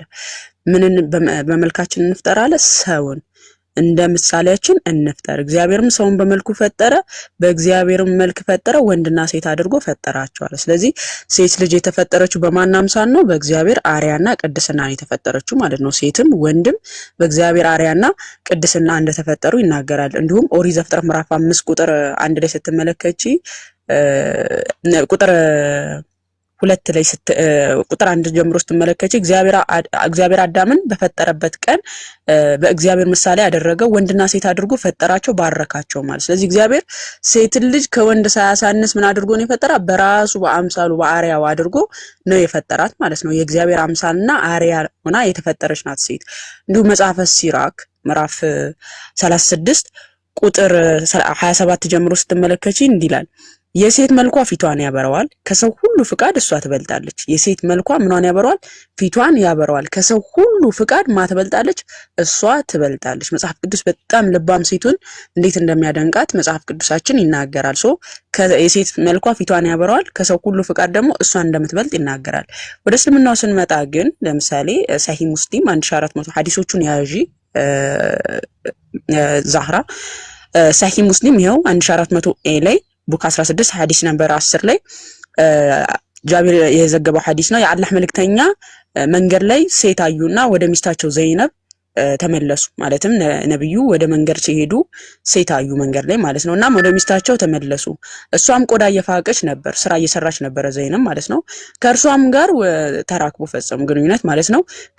ከዘይነብ ከፈጸሙ በኋላ ተለይተው ሄደው ወደ ተከታዮች ወደ ሱሐቦቻቸው ሄደው ምን አሉ? መተው እንዲህ አሉ፣ ሴት ልጅ በሰይጣን አካል በመምሰልና በማርጀት ቀዳሚ ናት። ማንኛችሁም መንገድ ላይ ሴት ካያችሁ ወደ ሚስቶቻችሁ ግቡ፣ በልባችሁም በነፍሳችሁም ያለውን ፍላጎት ያስወግዳልና። እንግዲህ በደንብ አስተውይ። ነብዩ መንገድ ላይ ሲሄድ ሴት አየ። ሴት ካየ በኋላ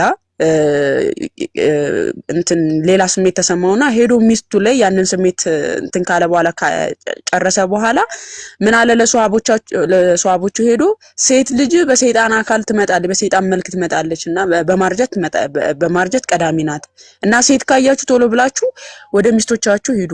እንግዲህ ሴት ልጅ በሰይጣን መልክ ትመጣለች ብሎ የሚናገረው የትኛው ሃይማኖት ነው ብለን ካለን እስልምና ነው። ለምን? መጽሐፍ ቅዱሳችን ኦሪት ዘፍጥረት ምዕራፍ 1:26 ላይ በእግዚአብሔር መልክ ነው እንጂ የተፈጠረችው በሰይጣን መልክ ናት ተብሎ ስላልተነገረ ማለት ነው። እንዲሁም ሳሂህ ቡኻሪ 2858 ላይ የክፉ ምልክት ናት ይላታል መጽሐፍ ቅዱስ። ሴት ልጅ በረከት ናት፣ የእግዚአብሔር በረከት ናት ሲላት፣ እስልምናው ላይ ስትመለከቱ ግን የክፉ ምልክት ናት ነው የሚለን።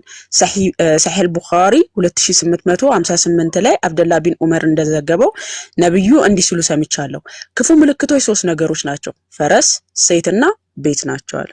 እንግዲህ የክፉ ምልክት ምንድናት? ሴት ናት እያለን ነው። ሴት ልጅ የምን ምልክት ናት?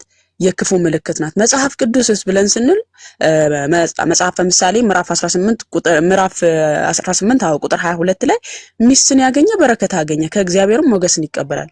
ሴት ልጅ ምንድናት? በረከት ናት ነው እንጂ የሚለን የክፉ ምልክት ናት አይለንም መጽሐፍ ቅዱስ። ምንድናት? በረከት ናት። ሚስትን ያገኘ በረከትን አገኘ ከእግዚአብሔርም ሞገስን ይቀበላል። ስለዚህ ሴት ልጅ የክፉ ምልክት ሳትሆን የእግዚአብሔር በረከት ናት፣ ሞገስ ናት ብሎ ነው መጽሐፍ ቅዱሳችን የሚነግረን ማለት ነው። እንግዲህ አሁን ሴት ልጅ ምን ያህል ነው ክብር ያላት የሚለውን ነገር ስለጠየቅሽም በጣም ደስ የሚል ጥያቄ ስለሆነ ሴት ማለት ምን ማለት ነው? በመጀመሪያ ደረጃ በመጽሐፍ ቅዱስና በቁርአን እንመልከተው እስቲ። ሴት ማለት መጽሐፍ ቅዱስ ላይ ምንድነው ብሎ የሚነግረን ብለን ስንመለከት በመጽሐፍ ቅዱስና በቁርአን ስናነጻጽረው መጽሐፍ ቅዱስ ላይ መልሱን እናገኘዋለን። ቁርአን ላይ ግን የሴት ልጅን ትርጉም ሲያስቀምጥልን አንመለከትም። ለምሳሌ ኦሪት ዘፍጥረት ምዕራፍ 2 ቁጥር 23 ላይ እንዲህ ይላል፣ አዳምም አለ ይህች አጥንቷ ከአጥንቴ ስጋዋም ከስጋዬ ናት፣ እርሷም ከወንድ ተገኝታለችና ሴት ትባላለች። ስለዚህ ሴት ማለት ምን ማለት ነው? አጥንቷ ከአጥንቴ ስጋዋ ከስጋዬ ማለት ነው ማለት ነው። ትርጉሙ ምንድነው? አጥንቷ ከአጥንቴ ስጋዋ ከስጋዬ የሚል ትርጉም ነው ማለት ነው። አዳም ምን አለ? አጥንቷ ከአጥንቴ ስጋዋ ከስጋዬ እርሷ ከወንድ ተገኝታለችና ምን ትባላለች? ሴት ትባለ። ስለዚህ በመጽሐፍ ቅዱስ ሴት ማለት አጥንቷ ከአጥንቴ ስጋዋ ከስጋዬ ማለት ነው። አንቺ ሴት ሲባል የንቀት ንግግር እንዳይመስላችሁ ባይዘው። አንዳንድ ሰው ለንቀት የሚጠቀመው ነው። አንቺ ሴት የሚል ቃል ግን አጥንትሽ ከአጥንቴ ስጋሽ ከስጋዬ የሚል ትርጉም ነው ያለው ማለት ነው። እንዲሁም መጽሐፈ ቀለሜንጦስ ዘሮም ምዕራፍ 4 ቁጥር 2 ላይ ሴት ማለት አለ እግዚአብሔር ሆይ ጤናን ስጥ ማለት ነው። ሴት ማለት ምን ማለት ነው? እግዚአብሔር ሆይ ጤናን ስጥ ማለት ነው። ስለዚህ እግዚአብሔር ሴት ማለት ምን ማለት ነው? ጤናን ስጥ ማለት ነው። አዳምና ሔዋን በንጽህናና በቅድስና ኖረዋል። ስለዚህም እግዚአብሔር ከስሞች ሁሉ እጅግ ከፍ ያለው ነገር ነው አለ። ሴት ማለት ምን ማለት ነው? እግዚአብሔር ወይ ጤናን ስጥ ማለት እንደሆነ ይነግረናል። ካዲያ በእስልምና ሴት ማለት ምን ማለት ነው? በክርስትናው ይሄንን ካየን በእስልምናው ካዲያ ሴት ማለት ምን ማለት ነው ብለን ስንመለከት እንግዲህ መልሱን አናገኘውም። ቁርአን አንድም ቦታ ሴት የሚለውን ትርጉም ሲተረጉምልን ወይም ሴት ማለት እንዲህ ናት ብሎ ሲያብራራልን አንመለከትም። ሴት ማለትም ምትክ እንደሆነ በዚህ በኦሪት ዘፍጥረት ምዕራፍ 4 ቁጥር 25 ላይ ስትመለከቱ ሴት የሚለውን ኃይለ ቃል ትርጉሙ ምትክ የሚልንም እንደሚሰጥ ኦሪት ዘፍጥረት ምዕራፍ 4 ቁጥር 25 ላይ ቃየል የገደለው አቤል አለ። ቃየል በገደለው በአቤል ፋንታ ለሔዋን የሰጣትን ልጅ ሴት ብላ ነው የሰየመችው። እግዚአብሔር በምትኩ የሰጣትን ልጅ በአቤል ምትክ የሰጣትን ልጅ ምን ብላ ሰየመች ይለናል። ኦሪት ዘፍጥረት ምዕራፍ 4:25 ላይ ከተመለከታችሁ ሴት አለችው በማለት ነው የሚናገረው ማለት ነው። ስለዚህ ሴት የሚለው ምትክ የሚልን ያስይዛል። እግዚአብሔር ወይ ጤናን ስጥ የሚል ትርጉም አለው። እንዲሁም ደግሞ አጥንቷ ከአጥንቴ ስጋዋ ከስጋዬ የሚል ትርጉም ነው ያለው ማለት ነው። በእስልምናው ስንሄድ ግን ምንም የምናገኝለት ነገር የለም። ምንም ማስረጃ ያለው ነገር የለም። በመጽሐፍ ቅዱሳችን ግን ይሄ ነው ትርጉሙ ማለት ነው። እንዲሁም ኦሪት ዘፍጥረት ምዕራፍ 2 ቁጥር 20 ላይ አዳም ለእንስሳት ሁሉ ከሰማይ ወፎች ሁሉ ለምድር አራዊት ሁሉ ስም አወጣላቸው፣ ነገር ግን አለ ለአዳም እንደርሱ ያለ ረዳት አልተገኘለትም ነበር። እንግዲህ እግዚአብሔር አምላክ ከሰማይ በታች ያሉትን ፍጥረታት ሁሉ ፈጠረና ለአዳም የምትሆን ረዳት ከአዳም እኩል የሆነች ረዳትን ግን አላገኘም። ማለትም ከሰማይ በታች ያሉትን ነገሮች እኮ ፈጥሯል፣ ግን ለአዳም እኩል የምትሆነው ረዳት የምትሆነው ፍጥረትን ግን አላገኘለትም። ስለዚህ ማንን ፈጠረለት? እግዚአብሔር አምላክም በአዳም ከባድ እንቅልፍ ጣለለት፣ አንቀላፋም፣ ከጎኑም አንዲት አጥንት ወስዶ ስፍራውን በስጋ ዘጋው አለ። እንግዲህ ለአዳም እንደርሱ ያለ ረዳት አልተገኘለትም ተብሏል። ስለዚህ ለአዳም እንደርሱ ያለ ረዳት የምትሆን እንደርሱ ያለች ታታሪ የሆነች ብልህ የሆነች እኩያ የምትሆን ሴትን ነው ማለት ነው እግዚአብሔር አምላክ የሰጠው እንጂ አይቶ ተመልክቶ እንደርሱ ያለ ረዳት አልተገኘለትም ነበር ማለት ነው። ስለዚህ ሔዋን ከአዳም እኩል የሆነች ለርሱ የምትመጥነው ሆና የተገኘች ሴት ናት ማለት ነው እንደ መጽሐፍ ቅዱሳችን። በቁርአን ካዲያ ስንሄድ ሴት ልጅ ከሱ እኩል ናት ወይ ነው ወይ የሚለን ስንል ነው። ሴት ልጅ በአንድ ወንድ ፊት ራሱ ለመቅረብ ለምስክርነት ግማሽ ነሽ የሚላት ሃይማኖት ነው የምንመለከተው። ማለት በመጽሐፍ ቅዱስ አንግል ስንመለከት እንደርሱ ያለ ረዳት አልተገኘለትም ተብሎ ለሱ እኩያ ሆና ረዳት ልትሆን የምትችል ሴት ማናት የተገኘችለት? ሔዋን ናት እያለ ነው መጽሐፍ ቅዱስ። ካዲያ ወደ እስልምና ውስጥ ብለን ስንመለከት ከሱ እኩል ለመሆን ሁለት ሆነሽ ነው መቅረብ ያለብሽ፣ ለምስክርነት ብቁ አይደለሽም የሚላት ሃይማኖት ጋር ነው የምንመለከተው። እንግዲህ ሱረቱል በቀራ የላሚቷ ምዕራፍ ማለት ነው 282ኛው አንቀጽ ላይ ስለ ሽያጭና ስለ ብድር የሚናገር በጣም ረጅም ስለሆነ ስለ ምስክሮች የሚናገርበትን ላሳያችሁ እዚህ ጋር። ምስክርነት እንዴት መምጣት እንዳለበት ሁለቱም ወንዶች ባይሆኑ ከምስክሮች ሊሆኑ ከምትወስዷቸው የሆኑ አንድ ወንድና አንደኛዋ ስትረሳ አንደኛይቱ ሌላዋን ታስታውሳን ዘንድ ሁለት ሴቶች ይመስክሩ። እንግዲህ በአንድ ወንድ ላይ ምንድነች የምትመሰክረው? አንደኛዋ ስትረሳ አንደኛዋ እንድታስታውስ ሁለት ሆነው ይመስክሩ። ስለዚህ አንድ ሴት በአንድ ወንድ ላይ መመስከር አትችልም። ምን ሆና ነው የምትቀርበው? ሁለት ሆነው ምን ይበሉ? ይመስክሩ። ሁለት ሆና ነው በአንድ ወንድ ላይ ራሱ ቆማ ለምስክርነት የምትበቃው እያላት ነው። እዚህ ጋር ግን ለሱ እንደርሱ ያለ ረዳት እንደርሱ ያለ እኩያ የሆነች አልተገኘችለትም የተባለችው ማነች? ሔዋን ነች። በእስልምና ውስጥ አይደለም እንደርሱ ያለ ረዳት እኩያ ሊላት ይቀርና በሱ ፊት ለመቆም ሁለት ሆነሽ ነው መገኘት ያለብሽ ይላታል። ይሄን ደግሞ ነብዩን በሐዲስ ላይ ሰሒህ ቡኻሪ 2658 ላይ አቡ ሰዒድ አልኩድሪ እንደዘገበው እንዲላል ነብዩ እንዲህ ብለዋል፣ የአንድ ሴት ምስክርነት የአንድ ወንድ ግማሽ ያህል እኩል አይደለምን? ሴቶቹም እንዲያሉ አዎ፣ እሳቸውም እንዲያሉ ይህ የሆነው ከሴቷ አእምሮ ጉድለት የተነሳ ነው። የአንድ ሴት ምስክርነት በአንድ ወንድ ላይ ግማሽ የሆነው ለምንድን ነው አለ ነብዩ? ከሴቷ ከአእምሮ ጉድለት የተነሳ ነው፣ አእምሮ ጎዶሎ ስለሆነች ነው ይላታል። አንድ ጊዜ ቻርጅ ላርግ፣ የኛ ስልክ ሊዘጋ ስለሆነ ማለት ነው። በጣም ይቅርታ። ከሴቷ የአእምሮ ጉድለት ነው በማለት የአእምሮ ጎዶሎ እንደሆነችና በዚህ በአንድ ወንድ ላይ ምስክርነት የማትቀርበው ብቻዋን ለምንድን ነው አለ? አእምሮ ጉድለት ስላለባት ነው በማለት ነብዩም ሲናገር እንመለከታለን። መጽሐፍ ቅዱስ ላይ ሴት ልጅ አእምሮ ጎዶሎ ነች ሲላት አንመለከትም። ይልቁንም ከእግዚአብሔር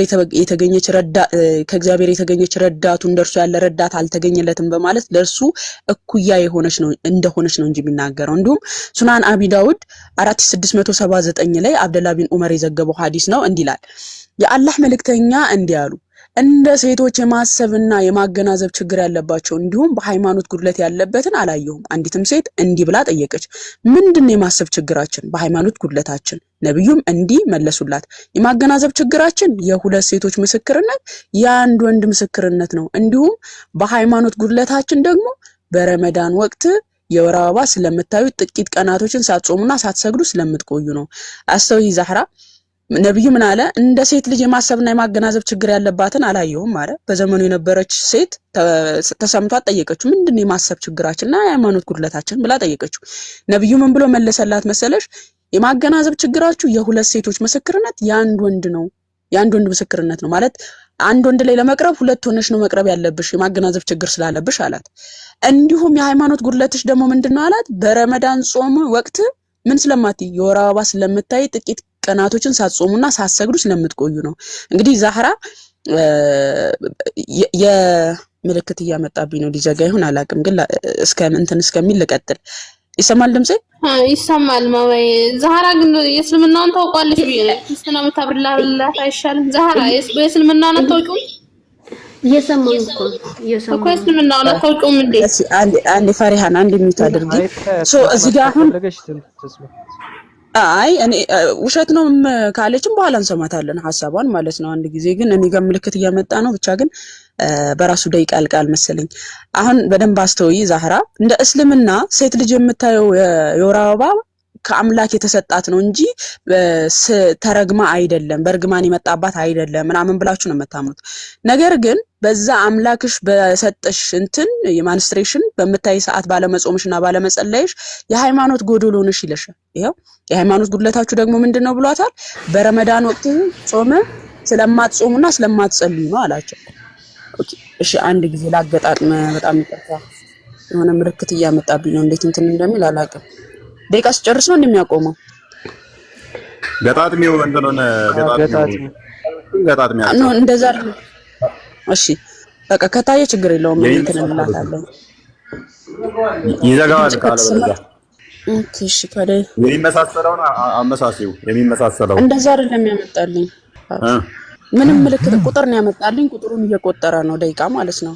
ኮፒ ሊንክ አድርጉ ጋይስ። በቃ እንትን ልበልላት። እሺ አሁን ችግር የለም። እኔ እማራለሁ በውስጥ ምንም ችግር የለም። ታስተምሩኛለሽ። አይ ችግር የለም። እሺ ላሳይሽና አሁን እዚህ ጋር በደንብ አስተውለሽ ካየሽው ማንስትሬሽን የምናየው በአምላክ ሰጠን ነው እንጂ በእርግማን የመጣብን አይደለም ምናምን ስለሚባል በዛ ነገር ባለመጾምሽና ባለመጸለይሽ ግን ምንድነሽ ይላል? የሃይማኖት ጉድለት አለብሽ፣ የማሰብ ችግር አለብሽ እየተባለ ይነገራታል ማለት ነው። መጽሐፍ ቅዱስ ግን ምንድነው እያለ የሚናገረው ብለን ስንመለከት መጽሐፈ ምሳሌ ምዕራፍ 14 ቁጥር 1 ላይ ብልሃተኛ ሴት ቤቷን ትሰራዋለች፣ ሰነፍ ሴት ግን በእጇ ታፈርሰዋለች አለ። ብልሃተኛ ሴት ምንድናት አለ? ቤቷን ትሰራለች። አይ ስለ ብልሃተኛ ሴት ስለ መልካም ሴቶች እንደ መጽሐፍ ቅዱስ እንደሚመሰክርላቸው ማለት ነው። ቤት የምትሰራ ብልህ የሆነች ቅን የሆነች ሴት እንደሆነች ይናገራል። እዚህ ጋር ግን አጠቃላይ እንደ ሴቶች ብሎ ነው የተናገረው ነብዩ። ሴቶችን በሙሉ ነው የማሰብ ችግር አለባችሁ በማለት የአይምሮ ጉድለት እንዳለባችሁ ያንዳንዱን ሁሉንም የሚናገረው ማለት ነው። መጽሐፍ ቅዱስ ግን ችግር ያለባቸው በጸባያቸው በባህሪያቸው አስቸጋሪ የሆኑ ሴቶችን እነሱ በተፈጥሯቸው ሆኖ ሳይሆን በባህሪያቸው ከጊዜ በኋላ የሚያመጡትን ባህሪያቸውን መጽሐፍ ቅዱስ ይናገራል። ለምሳሌ ጸበኛ ሴት ብሎ ሲናገራት ጸበኛ አድርጎ ፈጥሯት ሳይሆን በባህሪ ያመጣችሁ ከጊዜ በኋላ ያመጣችሁ ጸባዩ ነው እንጂ በባህሪ አይደለምና ምን አለ? ብልሃተኛ ሴት ቤቷን ትሰራዋለች በማለት መጽሐፍ ቅዱስ ይናገራል። እንዲሁም ደግሞ መጽሐፈ ምሳሌ ምዕራፍ 31 ቁጥር 10 ላይ ልባም ሴትም ማን ሊያገኛት ይችላል? ዋጋዋ ከቀይ ዕንቁ እጅግ ይበልጣል ይላል። አየሽ፣ መልካም ሴት ማን ሊያገኛት ይችላል? ዋጋዋ በጣም የከበረ ነው። ዋጋዋ ከቀይ ዕንቁ እጅግ ይበልጣል። የባሏ ልብ ይታመንባታል፣ ምርኮም አይጎልበትም። እድሜዋም ሙሉ መልካም ታደርጋለች፣ ክፉም አታደርግም። አየሽ መልካም የሆኑ ሴቶችን እንዴት እንደሚመሰክርላቸው መጽሐፍ ቅዱስ ምን ያህል ልባም ሴት የተወደደችና ክብርት የሆነች ሴት እንደሆነች ማለት ነው። እንዲሁ መጽሐፍ ምሳሌ ምዕራፍ 12 ቁጥር 4 ላይ ልባም ሴት ለባሏ ዘውድ ናት፣ አሳፋሪ ሴት ግን በአጥንት ውስጥ ልክ እንደ ቅንቅን ናት ይላል። አየሽ ልባም ሴት ለሱ ምንድናት? ዘውድ ናት፣ ንግስት ናት። አሳፋሪ ሴትስ እንደ ቅንቅን ናት። በቃ የማታስቀምጠው በነገር የማታስቀምጥ ከሆነ ቅንቅን እንደማያስቀምጠው ሁሉ አሳፋሪ ሴቶችም እንደዚሁ አያስቀምጡም ማለት ነው። ስለዚህ ባህሪያቸው እንደዚህ ነው የሚናገረው። እንዲሁም ኦሪት ዘፍጥረት ምዕራፍ 2 ቁጥር 24 ላይ እንግዲህ ስለ ጋብቻ እንመልከት። ሴት ልጅ የተከበረች ከሆነች እስልምና ወይስ ክርስትና? ድምጽ አለ ከኔ ጋር ግን ከናንተ ጋር ይሁን አላውቅም። ዛህራ አንቺ ነው ድምጽ ካንቺ ነው መሰለኝ። እና አሁን እዚህ ጋር ምንድነው ስለ ጋብቻ ነው መጽሐፍ ቅዱስ። እስቲ ሴት ልጅ በትዳር ውስጥ ስትቆይ ምን ያህል ክብር ይሰጣታል?